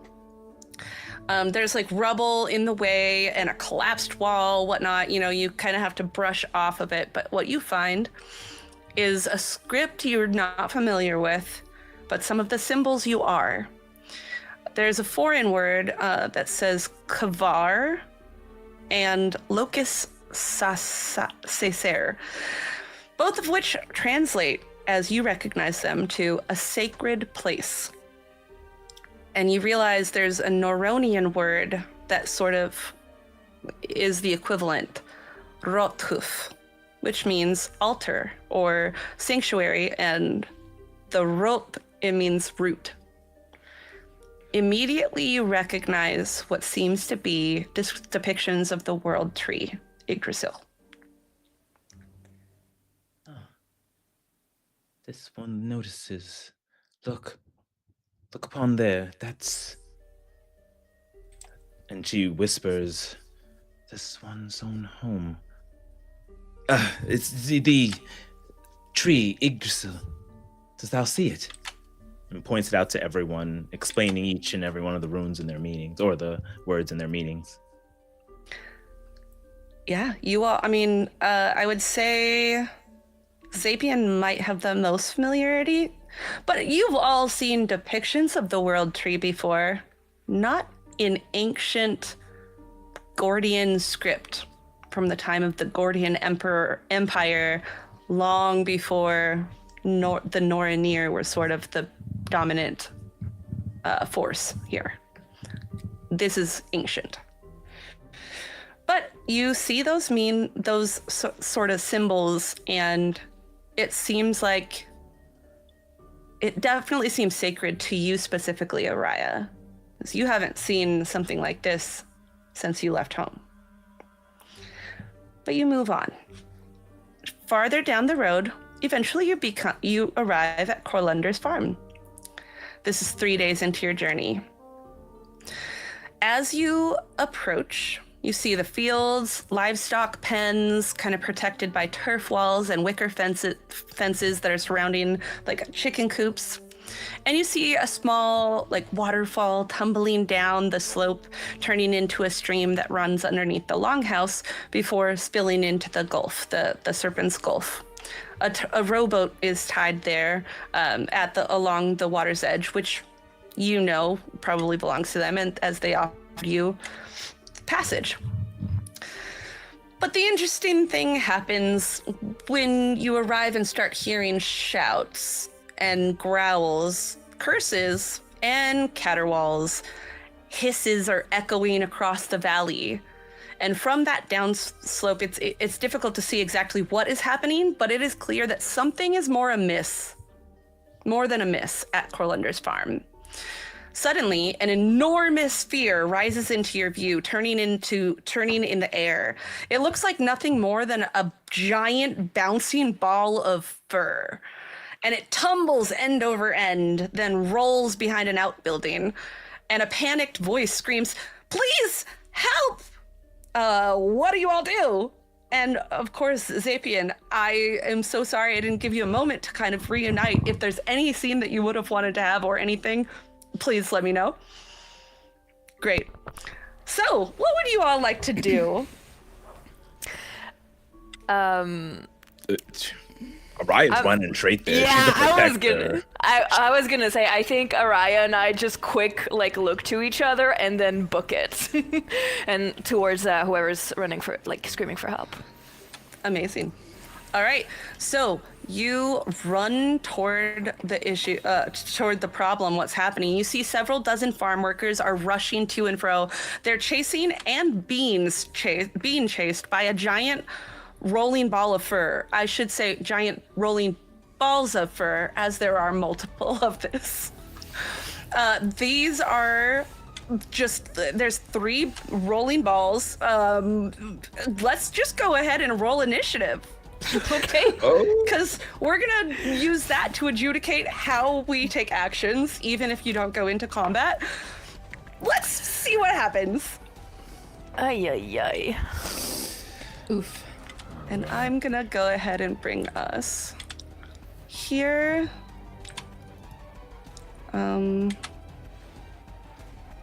I think I don't know if I did this right. Hold on. Oh. Are they visible or not? I zoomed in on those tokens. I know so what funny. kind of Can I furball show they you? are. They're so funny, you guys.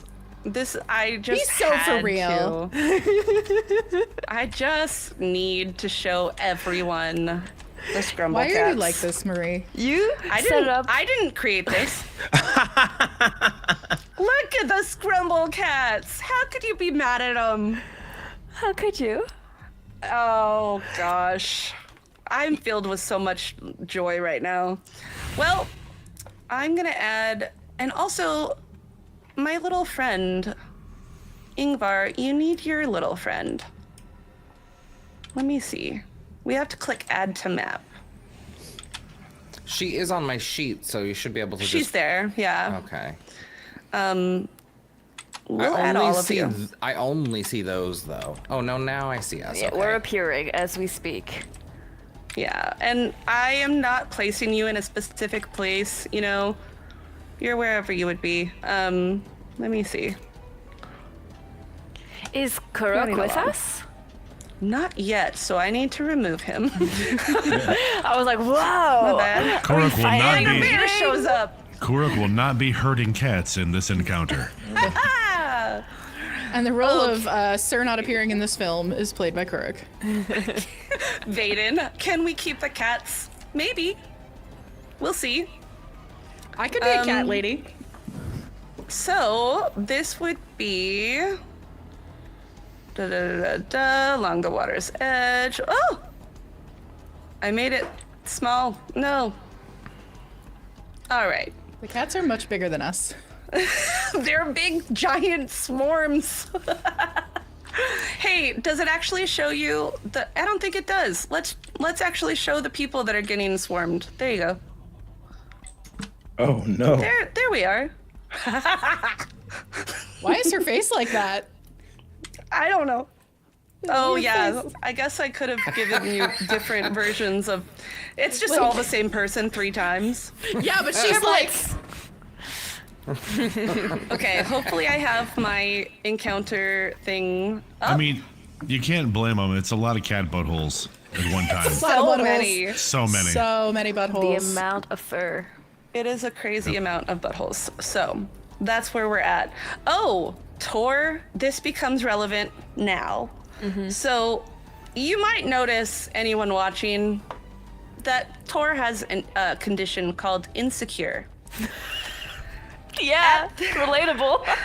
At the end of last session, Tor, well, I should say EO, explained to me that they believe Tor went down in honor because in a moment of being challenged, they froze and did nothing. And then someone else had to defend them. And that is, to them, cowardice. So we went ahead and marked a tick of dishonor for Tor, and I customized a condition. Would you like to tell everyone what insecure does? Me? Do I know? You can click on it. Wait, how? Where? If you click No. on your, I'm gonna see if I can actually put it in chat. Let me find out. There we go. An read it. insecure creature must roll a wisdom saving throw, DC 8 plus proficiency bonus at the beginning of combat. On a failed saving throw, the creature must roll initiative with disadvantage. On a success, the creature is no longer insecure and rolls initiative as normal. Okay. Going forward. Additionally, on a failed saving throw, the insecure creature gains advantage on all attacks during their first round of combat. The condition is cleared at the end of combat automatically. So, please do roll with disadvantage. Oy, oy, oy. Oy, oy, oy, oy, oy. It's plus your wisdom, right? It's your, so the DC is 10 right now. Yeah, but I rolled a 2. Oh, all right. So, your initiative, your initiative or your saving throw? That was your saving throw? That was my saving throw, yeah. Okay, yeah. cool. So go ahead and roll me your initiative. That's just going to be at disadvantage, and we'll plug that in. Well, and the then, first- Araya, what did you get? We can't hear you when you're turned away, Oh. Araya. We're over here. Behind the bar. Behind the I hear barn. it not. This one here is not by words. That is going to be a dirty 20. Dirty 20. All right, so you have 20. And then Tor got A 4. All right, initiative 4. So on your first round of combat, you will have advantage on all attacks, Tor, as you feel tempted to act. I gotta But prove perhaps, myself. by a darker force than you would like I is tempting you. can't look weak. Can't look Not weak. again. Can't do it. My sweet All right. baby boy. The Scrumble Cats act first. So, this is what the Scrumble Cats are going to do.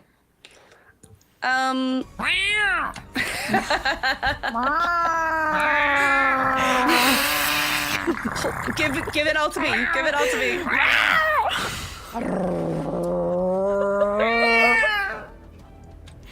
Let me make sure I have they're basically moving toward a specific room. They're trying to get in to one of these buildings, and I have to click which one's right. Does this farm have catnip storage? Maybe, but it Roll a has luck something. check. It has a cool thing here. Let me do this. So that's what they're going to be doing. They don't seem to. They're not trying to attack you guys or anything yet, but they are all trying to get toward the where's number 3? Here you are. They're trying to get Tor. They all try to get Tor. There we go. That's what they do. All right. They're just moving. They're rolling. They get to roll a little further than that. That's not how far they can roll. Oh, I'm definitely gonna also do this. You see, as they're all rolling, they roll over these like farmers, and you see them like bounce like 15 feet and keep rolling along. And they're all seeming to go this direction. Gummy right. cats bouncing here and there and everywhere. That's what they do. And then we move on. All right. Moving on to Araya. Your first to act, you see these big balls of fur sort of running over farmers and bouncing, and they're all going toward one of these buildings. Cats. Why doth have to be cats? Come She's then, a bird! flea-born horrors. This one will teach thee manners with her fist, and will. I want to run right up to the closest cats. I don't care if they're not dangerous. They are. Don't like cats at all. And Don't like them. Want to start to drop kick them and spin kick flip.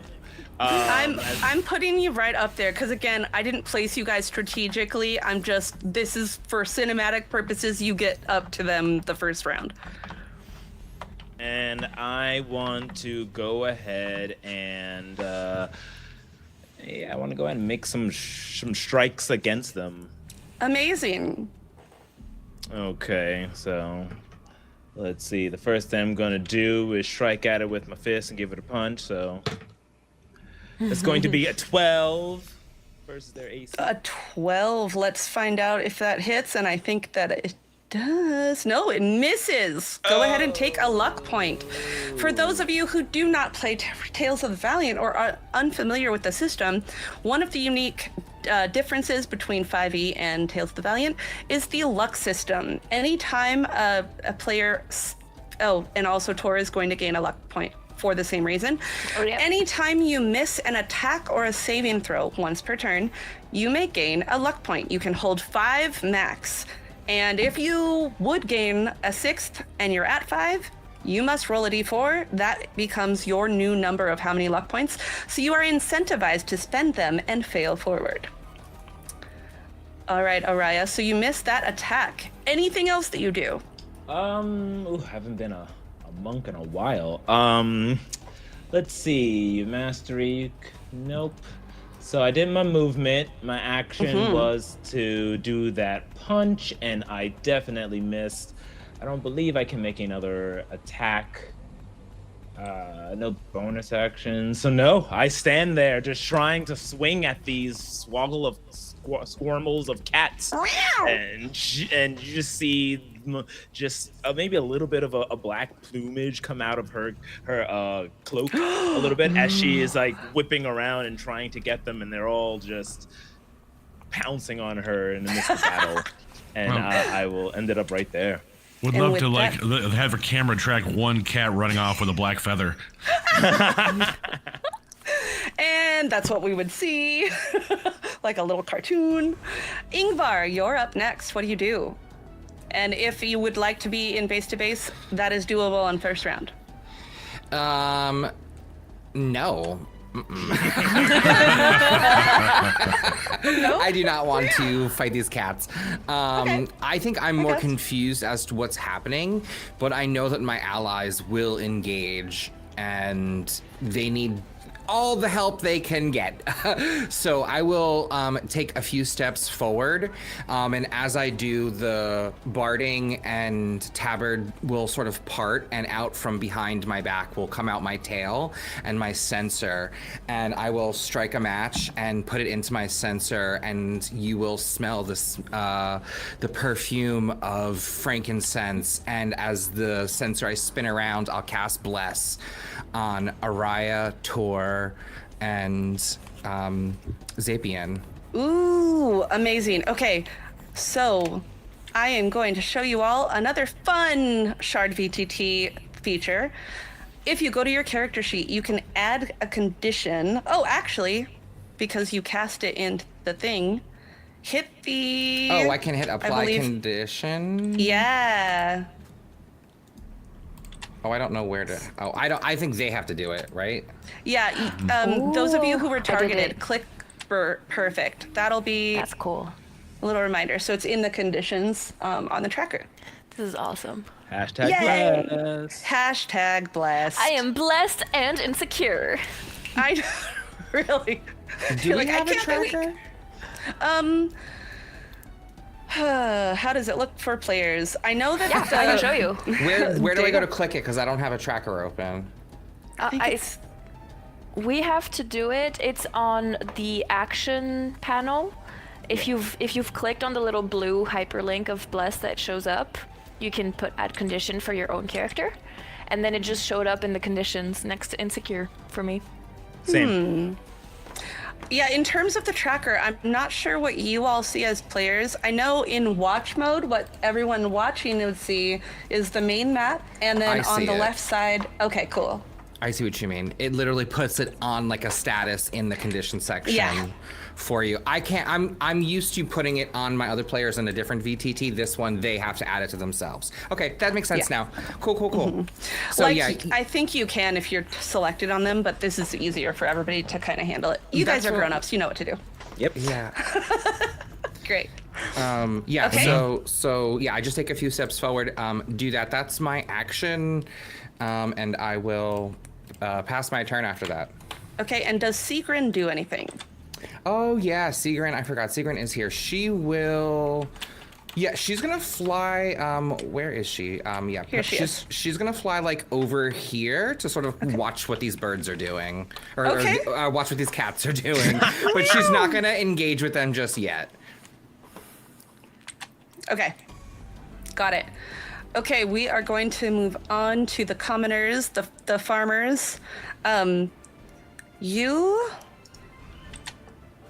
Let me see if I can give you a little thingy here.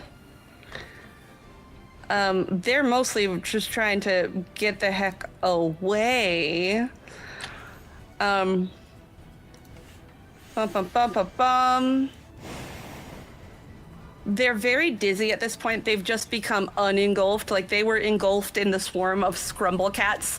They're all dizzy right now. They're sort of like trying to get their bearings. And then a young girl runs out and sort of tries to like break off to chase one of the swarms that are there. So I need to add another little commenter, but she's running off. She says, then I don't know what they want. They just appeared earlier this morning. I don't know. They seem to like be able to talk, but not really. It's like in your head. Can you help? And that's it. That is the commenter's turn as all of them try to like take shelter, try to run away, and call for your help. We're going to move on to Zapien. It is your turn, and you are blessed. Whee! Can't be stressed. I'm too blessed.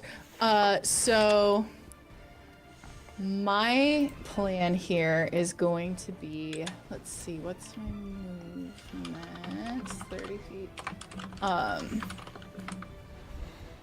Oh gosh. Where's the measurement tool? No. Oh, sorry. So I want to head over here towards this, where the cats seem to be headed towards. This like, okay. This like, Yeah, well you or absolutely whatever. could. Do you want to be like somewhere over here?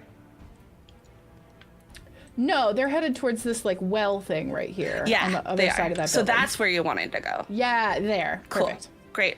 And I am going to cast Thaumaturgy. Ooh. Is there anything that these, you call them scrumble cats? Yeah. Like, do they hate dogs? Like, what are their natural predators? Go ahead and make me, I'm gonna say, okay, this is gonna be a check with advantage for a very specific reason. Mm-hmm. Either history or Animal survival. handling? Oh, animal handling I like. Yeah. Okay. You said with advantage? Uh-huh. All right. So the first one was an 11. Second one is a 14. Okay. You recognize these as fey creatures. They are from Elswither. And Okay. they should not be here. As you've traveled, I mean, you're like 400 years old, right? Yeah. You know that, generally speaking, Norrøngard doesn't have to deal with the pesky, like, intrusions of creatures from Elswither popping up the way that our land does. One of those, like, the neighboring nation does have to deal with this kind of on a regular basis, but normally Norrøngard is protected from that. Okay. And you definitely know, I will give you on a 14, you know that scrumble cats are telepathic, and that they're probably maybe hungry, not necessarily Okay. malevolent, but they seem to be going toward what you can assume is like an ice house, where maybe they would store milk. Okay. But I'm the only one in the party that would recognize all of that. I think so, yeah. Okay. So I'm going to change tactics then. And I am going to cast Discern Portals and Gates. Oh, okay. I didn't think we were going to whip this out so early, but listen, sometimes needs must. Push the buttons. Yeah, push the buttons. For the duration, you sense the presence and location of enchanted gateways, portals, or entrances to similar planar shortcuts within 120 feet of you.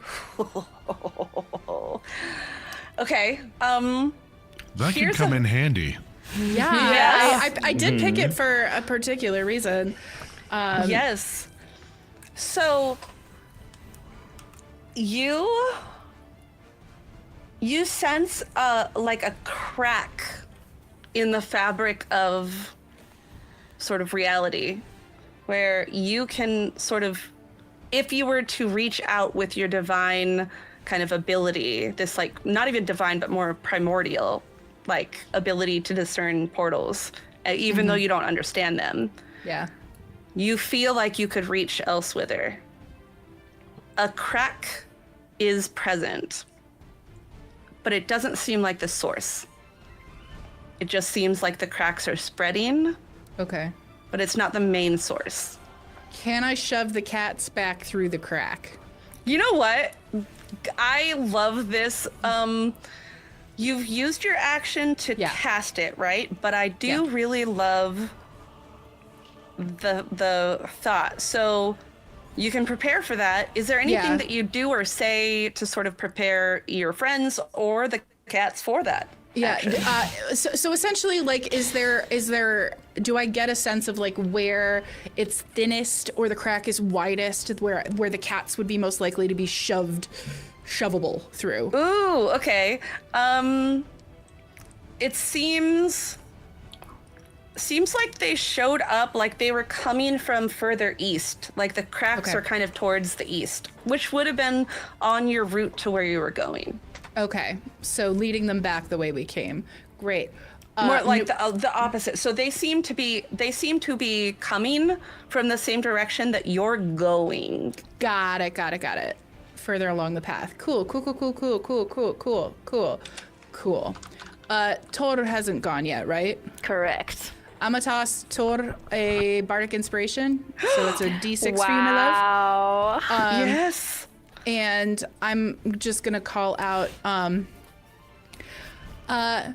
my darlings, it seems we are going to be leading these kittens on a merry chase, in a general that way direction. And I turn to make for that way. Okay, cool. All right. We're moving on. Okay, cool. Tor. Oh yeah, that's my action. Or that's No, my turn. you're good. Yeah, amazing. You are blessed. You are insecure. You are inspired. What do you do? Me? Well, Oh, sorry. Wait. Can I, on that 14, can I roll that bless to see if I get it like a dirty 20? See if you can give me a little more. It's usually attacks and saving throws for bless, I believe. Then never mind. I take it back. Is it? Yeah, it is. Correct. I don't know how to play this game. It's fine. No, we're good. I think I'd like to be probably close to Zapien. You know, you see an old lady running towards I want to be close to you too. Oh. Yeah. And I have you a feeling. point. Yes. I have a feeling you would have been sort of in guard position as you were on your journey. So if you had wanted to, you probably could reach the cats in that round because you would have been like a little closer. I would like to. I would like to, have been in the area that Zapien is, Great. but in a very much defensive, like, must not let the very generous old lady be attacked by cats. And since I got a direction that way, I'm going to pitch something, Marie. Great. I would like to take my shield and smash the cats like a scoop and try to catapult them, emphasis on cat, all the way in the that-away direction. I'm here for it. I'm here for it. I know mechanically, what the fuck is that? Can it be maybe an unarmed strike? I do think so. There are weapon options but I don't think that's what this does. Well, my shield is not a weapon. That's right. I it's have not. bash, but you know what? I'm gonna give you unarmed strike. You do have advantage on all attacks this round. I do, and bless. Because of insecurity, and you So get a insecure. D4 because of bless. So blessed. And you have a D6 of inspiration. You're doing great, buddy. I'm so good. I'm so good.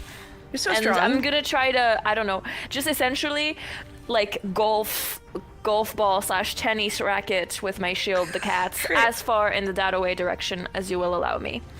Great, let's do it. The question is, do you 14 get a plus running 5. start? Yes, dwarves are natural born sprinters. 19 with advantage. Yep, that's gonna be a 19 Okay. to hit the cats. Absolutely hits the cat and catapults them.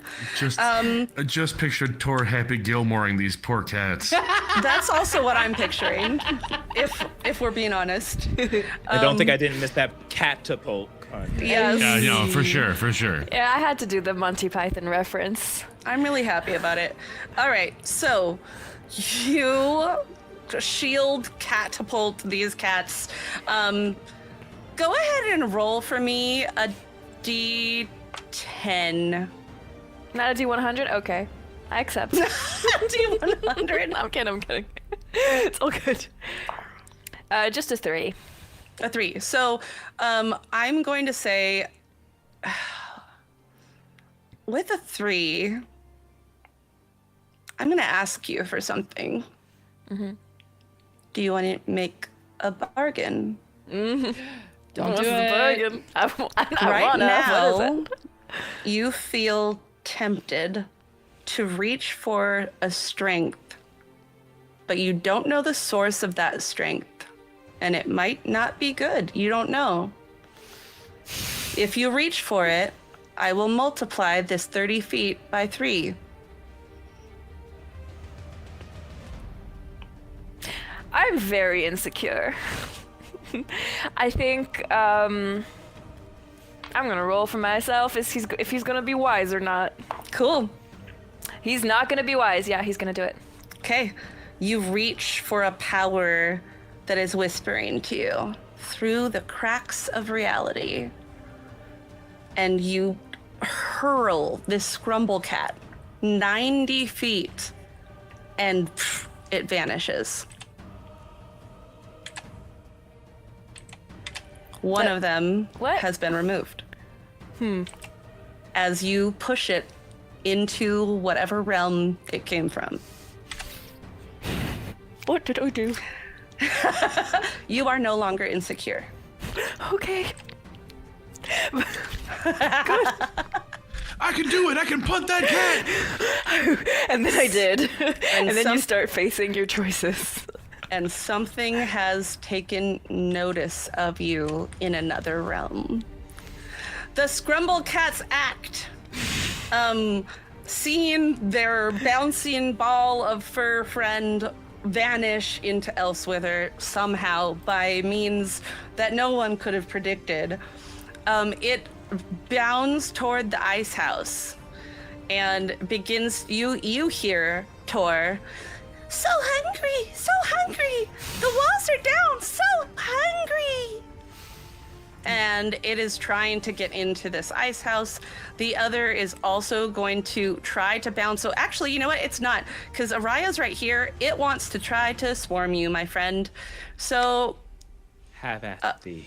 have at thee. So the other Scrumble Cats haven't really done anything, but this one is gonna go ahead and try to come at you, but come at you, bro. Let's see. Engulf. It is going to try to enter your space.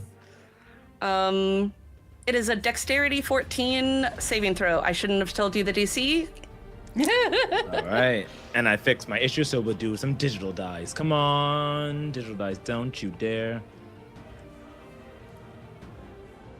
Oh, come on. You have a D4 for bless. Yeah. And they rolled a 1. Oh, And it you rolled a one. rolled a one. And you also should have some luck, should you want to Ooh. spend it. Yes. Now, I will remind you that luck is a 1-for-1 resource. You can add 1 to your die by spending 1 luck. But if you have 3 or more luck, you can spend 3 to fully reroll. That is up to you. 1, 2, 3. Yep, I have 0 now. Going for it. Not gonna Okay. lose to these felines. So YOLO. we're adding 3 to this, which makes it a 15. You save on that. So the successful save, you can choose to be pushed 5 feet back or to the side of the swarm. To the direction that it's going, I'll be, well, I guess to the side, it's fine. To the side, so like this, it's 5 feet, so it's just like that way to the side. Yeah. Or I suppose, yeah, there we go. So cool. On a successful save, you can choose to be pushed 5 feet back or side. Da da da da da. Great. And then that's it. I don't think you take the damage because you did not get engulfed. Cool. So you get pushed out of the furry engulf, and it is going to use its bonus action to nimble escape and disengage and move 40 feet toward the ice house. No, stop it! I we're hungry. The walls are down. We get to eat. We move on to Araya. It is your turn. Oh, I'm totally want to chase after them. Get 'em. But if I can only go 30 feet. Unless am I 30 feet away from them? Let's see. Yeah, you're still within 30. I will run after them and cut them off and say, nay, too slow. This one expected a threat, not a nuisance. And will slam down and like tornado kick on like a breakdance on her hands. Her legs go full spread eagle, twist around, Chung-Li spinning bird kick. In the middle of them in the attempt to attack them. And I, silly me, completely forgot that monks, actually that's only when they hit. So I'm gonna go ahead and make an attack and hopefully I'll actually hit this time. I am #blessed. So, Woo. Come on, digital dice, don't fail me now.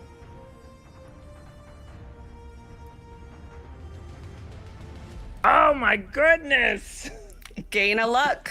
The game hates me. That is a natural one. You gain a luck point, but you miss your target. It's just, listen, it's pretty hard to hit a scrumble cat. It's just a swarm of weird little fey cats. They're very unclear. The target keeps moving, and bouncing. Frustrated. When I make an attack action with an unarmed strike, I get to make a bonus action to try to swing again. Flips back up after slipping on what I can only be maybe cat poo, cat piss, on the ground. She slipped on her hands, but she caught herself and is attempting to kick the swarm again, at least with a bonus action. Let's see what we can do here. Come on, be good to mama.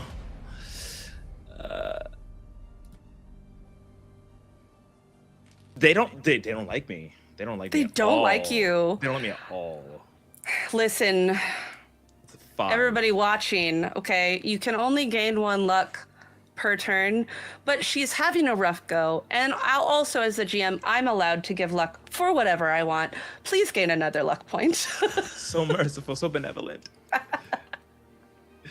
So Araya is not like she's unbeknownst to many, but her being a bird folk or raven folk, cats and birds don't get along together, and I guess they outnumber her because she is shaketh as she is trying to just swing around and she's getting bit and hit and tossed around. And she's just like, "Did my mother teach thee to bite or merely to yowl, you yipping felines?" And she's just trying her best as she's just in this cacophony of cat and bird screeches and caws, and we'll just end it there. Amazing. All right, we're moving on to Ingvar.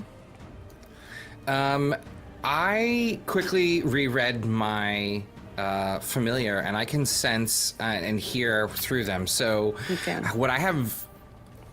Would she have, like, when they're telepathically saying that they're hungry, she would have heard that, and then therefore I would have heard that?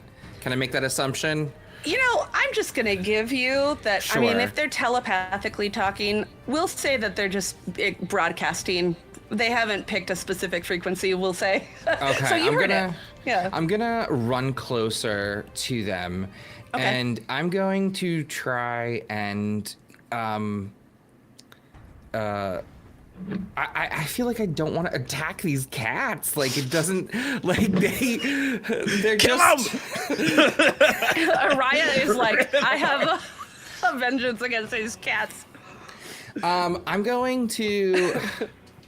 They seem to want the milk and the skir that is inside the ice house. They're just silly little fur balls. All Silly little right. fruit, but it does seem like possibly negotiating them with them is an option. But they're just little fey cats. I feel like because I am also Fae myself, getting closer and like realizing that they're not from here, and that's why I feel like Ingvar. That's why I have this soft spot. So I would like to try and persuade them and be like, "You are not from here. You cannot just take this food and this stuff. Look, your friend has been sent back to the realm or place you've once become. Do you all wish to meet this fate? Please come to your senses." This is giving intimidation, sort of. What do you sure. think? What do you think you're really leaning into? I'll give you whichever one you want. Just for the vibes. I'm saying that as a warning, but I am trying to persuade them. More persuade. Cool. I didn't actually intend to really intimidate. So I'm gonna try. That's what I'm trying to get across. Here for it. These cats do not hear me. These cats do not hear me. That is a natural one. Gain a luck point. And I will call it out again. Mechanically, everybody watching, Tales of the Valiant, this is not a default. You don't gain it on failed ability checks. But you do fail it when the GM says, buddy. I mean, that's on Ingvar for trying to get cats to listen. Okay. Yeah, right? That's on you, right? Truly. I'm imagining that all of them are doing, you know, that like bird sound that cats do when they're like there's bird nearby. They're like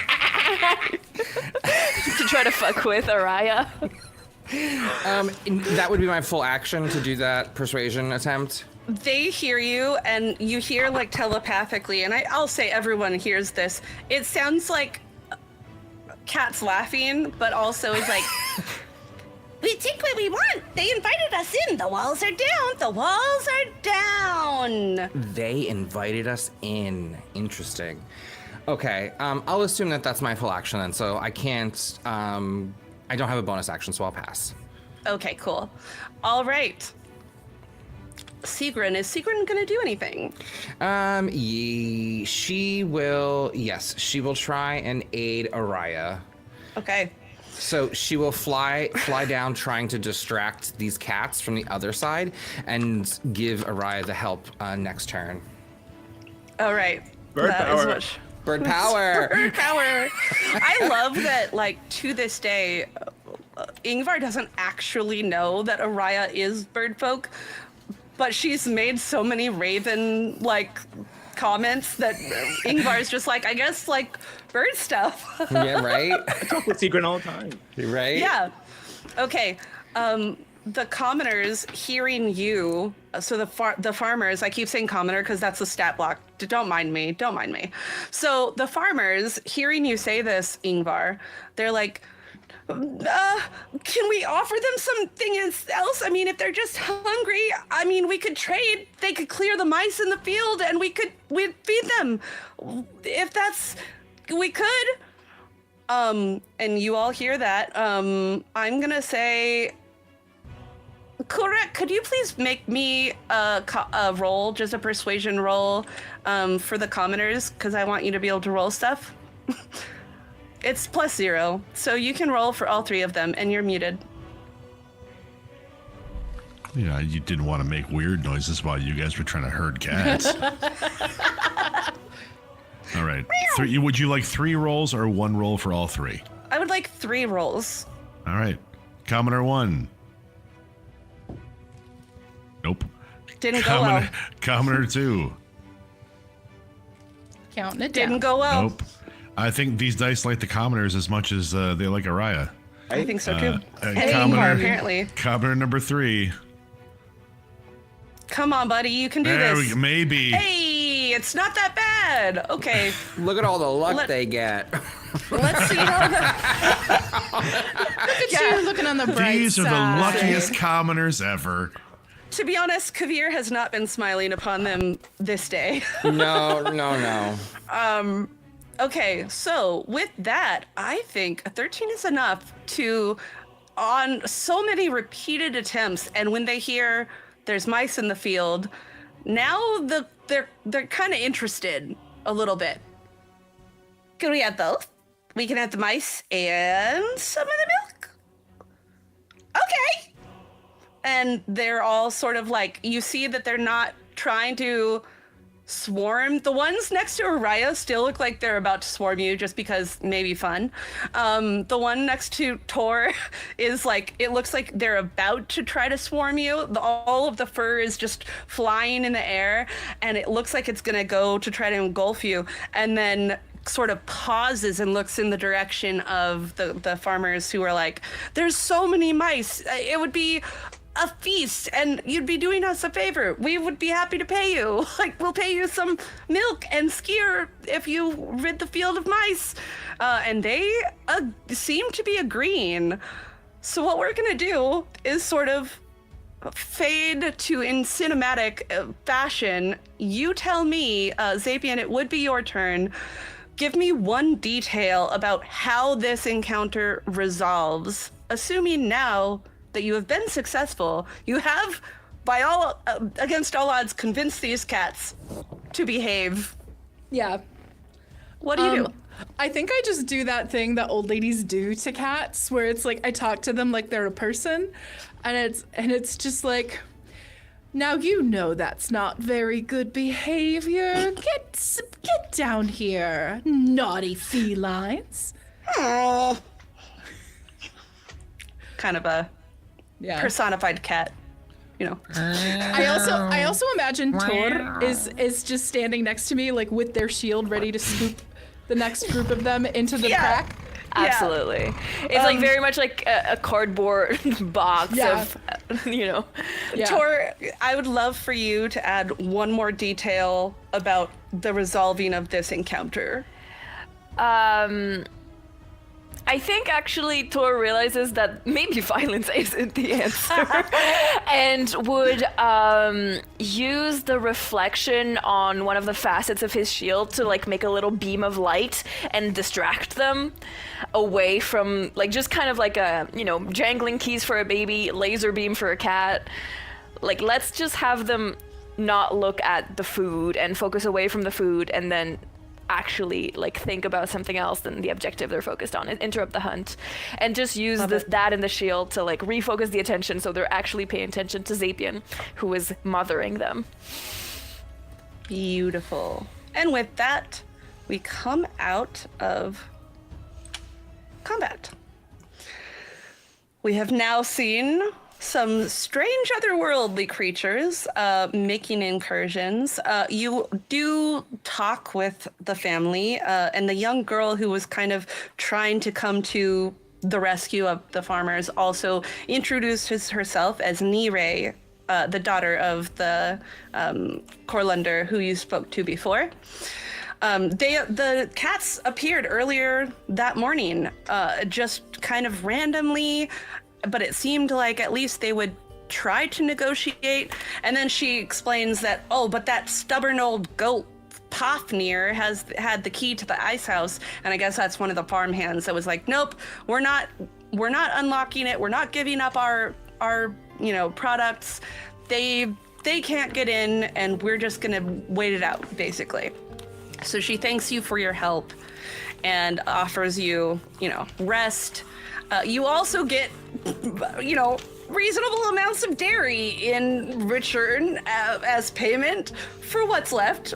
Some of it went to the cats, but it is what it is. And with that, we are actually going to jump to Kurruk. I want to know from you, Kurruk, as the 3 days progress, what is your primary goal? What do you want to happen given the conversation you had with Lord Commander?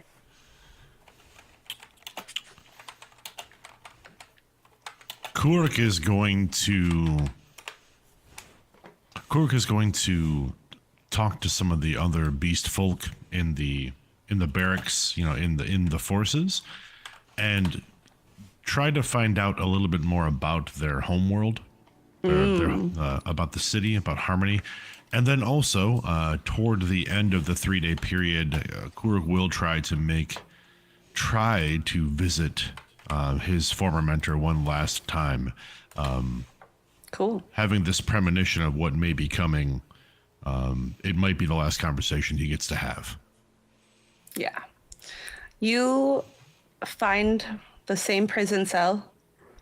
Your mentor is still there, and this time almost waiting for you, sits close to the bars and puts a paw on the bars, waiting for you. You have come? Have you sought answers? I think Kurruk slips his paw into the bars and kind of clasps the hand of his mentor. This will be the last time we speak. You're going through with it. I don't have a choice. I always taught you that you have a choice. The reason I taught you to block out the void, because you have a choice. I made mine because I thought it was the only way. And if I had not, I would not know what I know. But you don't have to make that same sacrifice. So I ask you again, you are going through with this? What do you hope to achieve?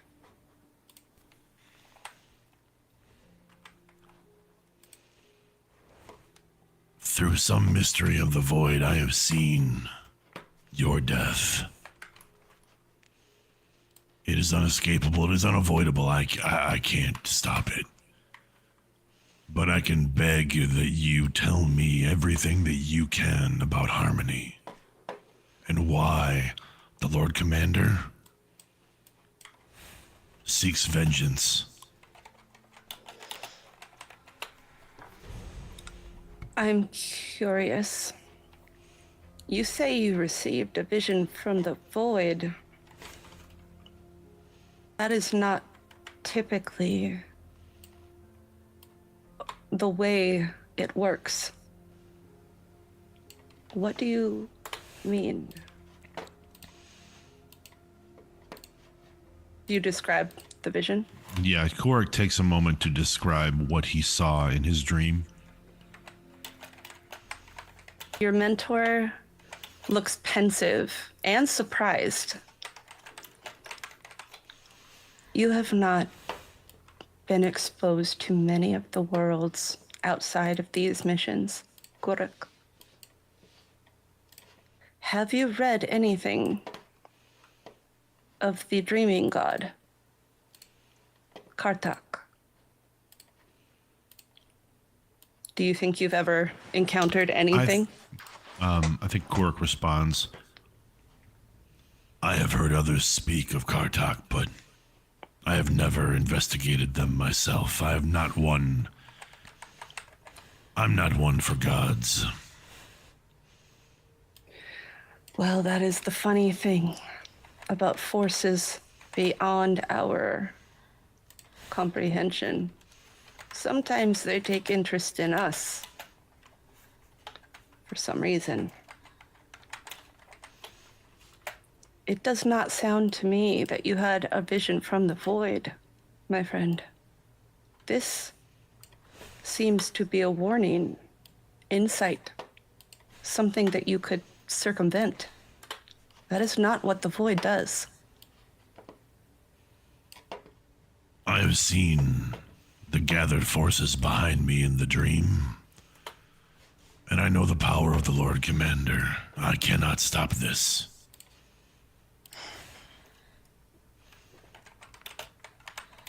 Harmony. You remember I went missing years before you were conscripted. Yes, I was but a cub. The first time they came, it was a small group. They were searching for something, an artifact, perhaps. There was another, it was not from Harmony, a raven folk. They seemed to be able to navigate the ranches of Yggdrasil. They led the group back to Harmony. We were but pawns, forced to serve their purposes. But we were one of many worlds where they sought this. There was an attack long ago on Yggdrasil itself. They tried to wipe out or enslave all of the raven folk they could, to navigate the branches into all of the living worlds, anywhere with a world tree.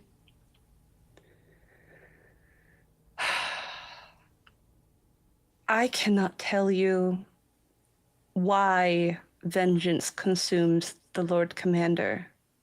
I can tell you these singe marks on my fur are from being too close to the void, and she has invited it in long ago. Do you ever wonder why she wears those armor plating all over her body? It's to hide the parts of her that have been consumed by the void. You cannot do this, Kurruk. You can stop it. I can tell you what you need to know. There are artifacts that they need. You could get there, give warning. But it is up to you. I cannot trust anyone else. Then speak. He begins to tell you of all of the ways that you could sabotage this mission, and leads you, or it directs you, to an artifact that will allow you to step into this other world. It's not powerful enough to lead an army into Norrøngard, which you realize that is why they need the ritual. They need individuals from different worlds that are tied to the world they want to go to, or at least connected in essence, because they are punching above their weight, as it were. Understood. Okay. So, what I will ask you, do you step through and do you try to warn the other world?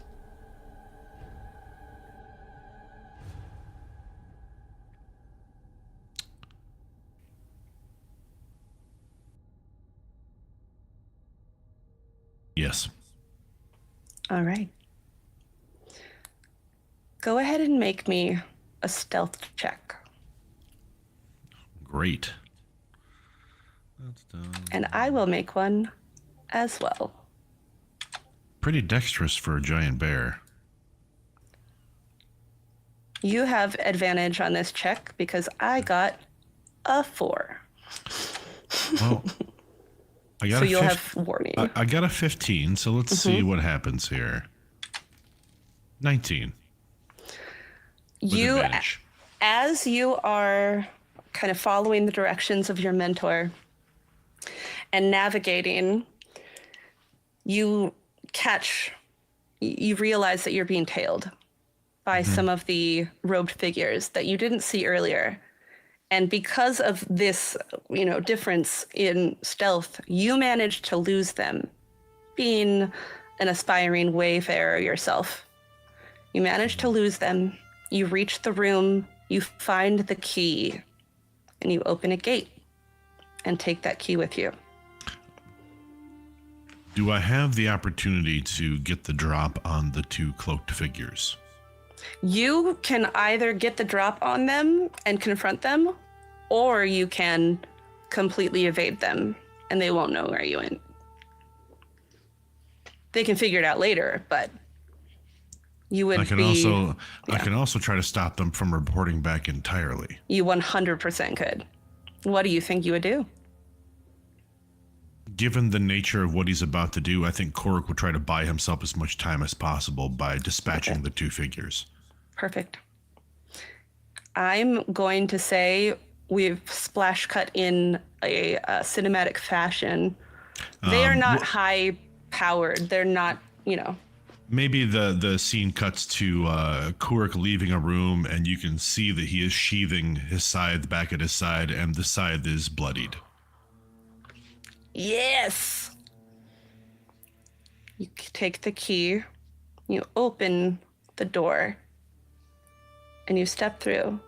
And when we are between sessions, I will ask you, the player, to tell me any of the details that you would like to include for what happened in this what is not seen on screen, but what is canon.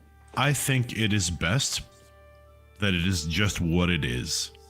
Okay, you got it. So your mentor stays imprisoned, or do you bring him with you?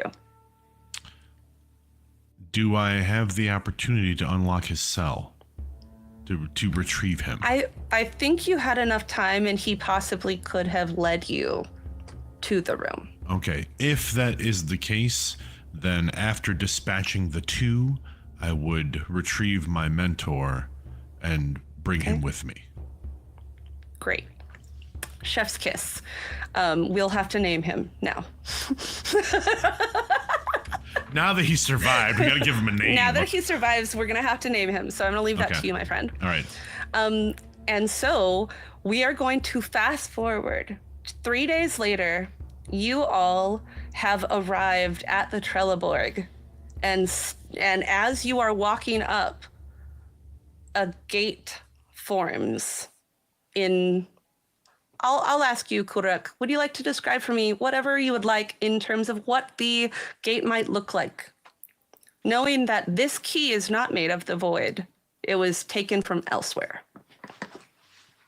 I think there is so in front of you, as you are gathered or walking, whatever's happening, whoever's in the lead, you see, like, basically, I'm going to take a little inspiration from Kingdom Hearts, because I like this idea. A small keyhole appears just in the air, and from the keyhole there's a small glow, and then the outline of a door appears. The door just kind of shimmers out of existence. It doesn't actually open, and then there is basically a hole in space, the width and height of a door, and these two one aged bearfolk and one like tall, strong bearfolk stride out of this door, probably into light, maybe even like kind of like blind, like covering their eyes. Beautiful. And I will ask all of you for one detail or one little thing that you want to flavor for this first meeting of someone who has stepped through from another realm before you get to the Trelleborg. As we have gone on, I think this is almost 3 hours, so I want to make sure that we wrap, but I also want to give you a chance to have one little detail added. So I'll start with Tor. And we see the other side of it. We have Kurruk and the mentor step into post-cat herding. Yeah. That door scene appears in front of you. Right in front of you. Got it. Yeah. Yeah, you're standing in front of, like, in the distance you see the ring fortress, which you are supposed to be investigating. This is now 3 days after the Scrumble Cats, and you've, crossed the river and all of that, and this appears, and this bearfolk and this weakened, the elderly man definitely looks like exhausted, sick. Hunched what over. do you all do? Hunched over. Like, Kurruk is probably having to support his weight right now. Okay. I think a detail I would like to add about that first meeting, especially because I think the scene like pans out as you see finally all the group together, is it actually, there's like a long moment of silence as everyone, both from our side and yours, are all like kind of just watching what is happening and feel both like less like actors and more like spectators to whatever the fates have in store for us. So I think there's just like a long silence and looks before there is anything spoken, before the reaction of like seeing a person that needs help, your mentor, essentially triggers whatever else happens after that, as our group would probably reach for helping out a person in need. Awesome. Ingvar? The fates have been straightforward. but this is a door and a realm from another place, and we were told of invaders coming to our land. And Ingvar is not excited at the sight of bear people coming, but also knows that Zapien has mentioned another is to come on our travels. So his sensor is pulled, and he is chanting the spells for detect good and evil, and he's trying to discern the intentions of these people, as he's going to withhold judgment until his senses have understood the intentions of these whom come. I love it. You smell the frankincense fill the air. Ooh. Araya. I question, because I might want to request if I can hold off after seeing what everybody else does. Yeah, you got it. Does this look like would Araya, someone who's not from here, who's from Yggdrasil and knows of the labyrinth and everything, would this look like, oh my goodness, like what happened back, like we're in being Yggdrasil? attacked? Yeah, I would say the one thing that is similar is that it is another bear folk, but that's not incredibly uncommon. Well, not that part, but like the door opening up in front of us. The door is strange. The door, in the sense that a doorway from another realm was opened, it could trigger that memory. But there's a distinct difference here. These people, it is like when refugees would show up. This is more of a vibe of like, they, like you, are now exiled. This is, for whatever purpose they're here, you don't know, but it is not the same feeling of an attack on your home. If I could offer this too, based on the description of the dream, I'm willing to bet that the incursion that your people went through, the gates were opened violently. Yeah. Like there was a tearing of the world as the invaders came in, and in this case, it appeared as though a door was being opened. Yeah. So that may give a different vibe to the entrance of this person. Okay. Then what Araya would do would immediately step in front of everyone, and you could see that her cloak begins to kind of rumble a little bit as small little black plumage, it almost looks like it's trying to break free, and you can see that there are, for a moment, golden chains tying something together underneath as the cloak falls back, and she stares with like hawk-like eyes in precision. She pulls from back behind her staff, which extends out, holding it forward, so now she's not barehanded like she has been, and she goes, she puts her hand out to block everyone. Stop! Who comes? Speak thy name, for this is none. This one name, the enemy. Ooh. How does Kurruk respond before we go to Zapien? Kurruk puts one paw, his right paw, as his left is like supporting his mentor. He puts his paw out, like fingers, phalanges spread, and then like slowly moves toward his hammer and just looses it from the belt so it drops to the ground. Oh, a powerful gesture for a warrior to do. Says no words, just lets the hammer fall. And the action speaks for itself. Zapien, what detail do we want to add, given all that you know? As this door opens and this bear folk steps through, I don't think Zapien focuses on Araya's words. I don't think she even really clocks the bear folk. I think she is just hit in the face with a familiar smell, a familiar feeling, a feeling of transcendence, of liminal spaces, and a feeling of home. And I think in this moment she is transfixed by that. And I will add one detail as well. That in whatever pouch you carry it, you feel a weight, about a palm-sized rock with a paw on it. Oh yeah, I didn't even give those to everybody else yet. Not yet. Does Zapien do anything with that detail? She certainly clocks it and puts a hand in her pocket, or in that bag. Do they look any different when I pull them out and hold them in my hands?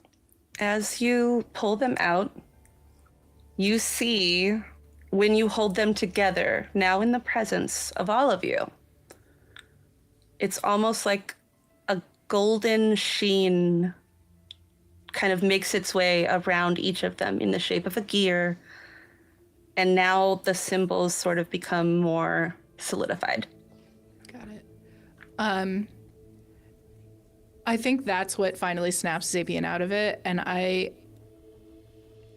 take in that there's a Bearfold coming out of this portal, this doorway, that I have been poking around for the last 3 days since we encountered the cats. I see a little glimpse of Araya's true form, which makes the fourth one make sense. And there is a feeling of everything fitting into place. That the final puzzle piece has come together and now the board is laid clear. And so seeing that Araya has immediately gone on the defensive, I'm going to put a hand on her shoulder to soothe her and just say, stop, wait, see what is to happen. Raya takes a deep breath, calm, and in her, she had tense shoulders, and then you could see the hump on her back start to get smaller and smaller. This one shall listen to thy guidance. But careful, wily jackdaw, for the sweetest of honeys can secretly be covered like vinegar. I think that makes Zapien laugh. I think so. I think Zapien has a genuine affection for Araya, as someone who also seems just a little bit out of step with the rest of the world. And so the hand on your back gives a little squeeze and a little soothing kind of rub, and just goes, so quick to arms, may you someday be so quick to trust. Oh, and with that, that's the button. So with that, we are going to fade this scene, and we will find out next week what transpires between now and the next adventure. As I'm going to warn you right now, we might have to jump ahead, and they are going to get up to some shenanigans off screen that will be up to the players to decide. So thank you all for watching. I'm so excited. We're all together now. Yay! And next week we are diving into the Labyrinth and other realms after you deal with whatever's happened probably at the Trelleborg, and we'll describe what happened next week. All right. Until then. Wait. We have to ask very, very stereotypically. Did we level up? Yes! Always ask. You always gotta ask. Yay! Okay. Now close us out. Yay! You absolutely will level up. I will probably take us through like a very quick splash cut or recap of what happened off screen, which of course all of you will help me build. And then we will get into, and guess what? Now you're level 3. That's it. Woo! So, Blessed, Araya, insecure, and level 3. Oh my God, Huzzah. yes. Oh, so I'm gonna ask, actually, you know what? I know we're streaming, we're live right now. This is what I'm going to turn it over to all of you, because after we close the recording, I would be asking you the honor questions. But for those who want to stay around and watch it, do we want to show that on screen, or we want to just fade to later? I mean, I'm here for it. I think I know my Okay, answer cool. right now, but again, I Let's go. can't speak for everybody. All good. Good. Yeah, Good. let's quickly run through it. All right. Kurruk, you seem to already know. Do you think you moved up or down with honor? I think this is an up movement for Kurruk. I finally kind of stepping outside of that comfort zone that he was falling into in his old forces, all the doubts coming to a head, and actually taking an action to try to do something better. I think I that love that moves him up that chain. I definitely agree. So Kurruk has moved up 1. We did not make movements for every single one of our characters in episode 1, since most of it was very narrative driven and we didn't really have a lot of actions, but 2 of them actually made some progress one way or another. So that is your first tick towards honor. And over the week, I will collaborate with you and come up with whatever charm I want to bestow upon you. Zapien. Yes, ma'am. Yes, ma'am. I like it. Everybody can say that. Everybody.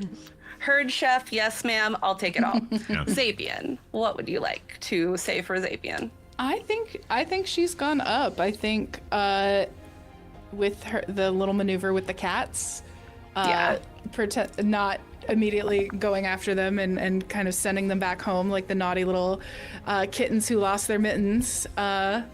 Instead of, beating their asses. I think that was the honorable move. I like it. I definitely agree. I think you've moved up as well. How about Araya? Araya had a very interesting adventure today. Araya's all over the place. I really enjoyed her emotional outbursts. I am a I love pretender. It's her. hard. It is. I don't see. I would have said yes if she was actually able to protect someone, because she's all about protecting and making sure she doesn't want to go on quest or do anything that's not going to truly protect the world from something that she thinks is like a true threat, even though she needs anything small still matters. So, but she did go on. She did hear the advice of her friends and understood that she was humbled in more ways than one. So in understanding and listening to her allies, I would think that either it would be a flat, or I would think it went up a little bit. I think it went up. I would say it went up. And mostly I say that because, I agree that it went up, but I will just tell you just flat out, going forward, every episode, you're going to move either up or down. That's on you to decide.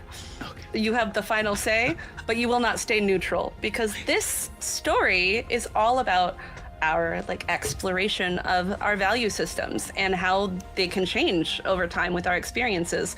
So what is honorable to you at the beginning and what your strict view of that is might shift or might stay the same. We'll see. But either way, I agree. I think you took steps toward protecting others. Whether or not you got a finishing blow isn't really the same thing. Agree, yeah. Ingvar. Honor to Ingvar is he values mercy and freedom are his 2 biggest value attributes. And today he asked for mercy from the Jarl when his friend grievously offended him. Whether he did that through deception or another means, doesn't matter. He was able to, the outcome was that we were able to continue that conversation, not from behind bars or from a place of, ill standing. So I feel as if there was a step forward in that direction. And freedom, he is being bound by the Jarl, sort of honor bound, and did ask his friends to do it. But I would say, he gave this space to give them the option, the choice. So he wasn't forcing them into it. So I would say overall, it's a step in the right direction. Yeah. You really took great effort to make sure everyone felt that they had the choice. And that's really what freedom is, right? Giving people the free choice to choose their own path. So I think that's awesome. Tor. Well, you just said we're not allowed to stay neutral, and I kind of wanted You're to not stay neutral.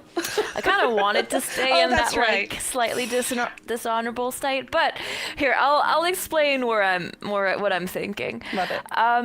I think at the beginning of the session, as they were essentially accepting the quest to for the Jarl, I think beyond the worry of it being a bigger problem that would affect more than just Bense, or even more than just Norrøngard, because that's is it a country? That area of the world? Yeah, kind of like a nation, a country, yeah. I think there was a pretty big part of Thor that was like, technically what I should be doing is taking the boat back home, and I want to delay that. So I don't think he felt very, very honorable about the choice to go into the mission. I think for him it was like buying himself time before having to go back home. Yeah. But I think as the story progresses and we got to the city, there was something about the cats was such a silly little thing, but there was something about being a part of a group and falling into sync with the group, specifically I think with Ingvar's blessing and Zapien's direction and directive that like kind of like pointed toward, not north, but the east, but like giving a direction. There was something about that and how recalibrating it helps to like finally feel like you're in sync with a group of people that actually felt right. So I think he goes back up to neutral, and it's now back at 0. I love it. And one of the mechanics that I put into place just for those watching is you can gain small boons, small little charms and things that are one-time use or limited use anytime you move with upward progression. Even if it's from dishonor to neutral, you can still gain a boon of whatever representative values you have been pursuing. So we will see how that plays out. And Ingvar will now have 2. All right, I think that concludes our session. I really appreciate you staying around. Hope you guys enjoyed watching our weird little hack together honor mechanic. And TaleWeaver, would you please give the little outro thing, because I never get it right? Why, certainly. Oh, TaleWeaver, make her practice. I will. I really do. I actually need a note card that says it. Wait, can I? Wait. From the first page? No. I got it. Wait, I don't. It's on your t-shirt. You just flip it up. From the first chapter to the last page, don't forget to spread kindness, love each other, be nice. What do we say? That's it. Be kind, spread love, and we will see you all next time. There you go. Cue that outro.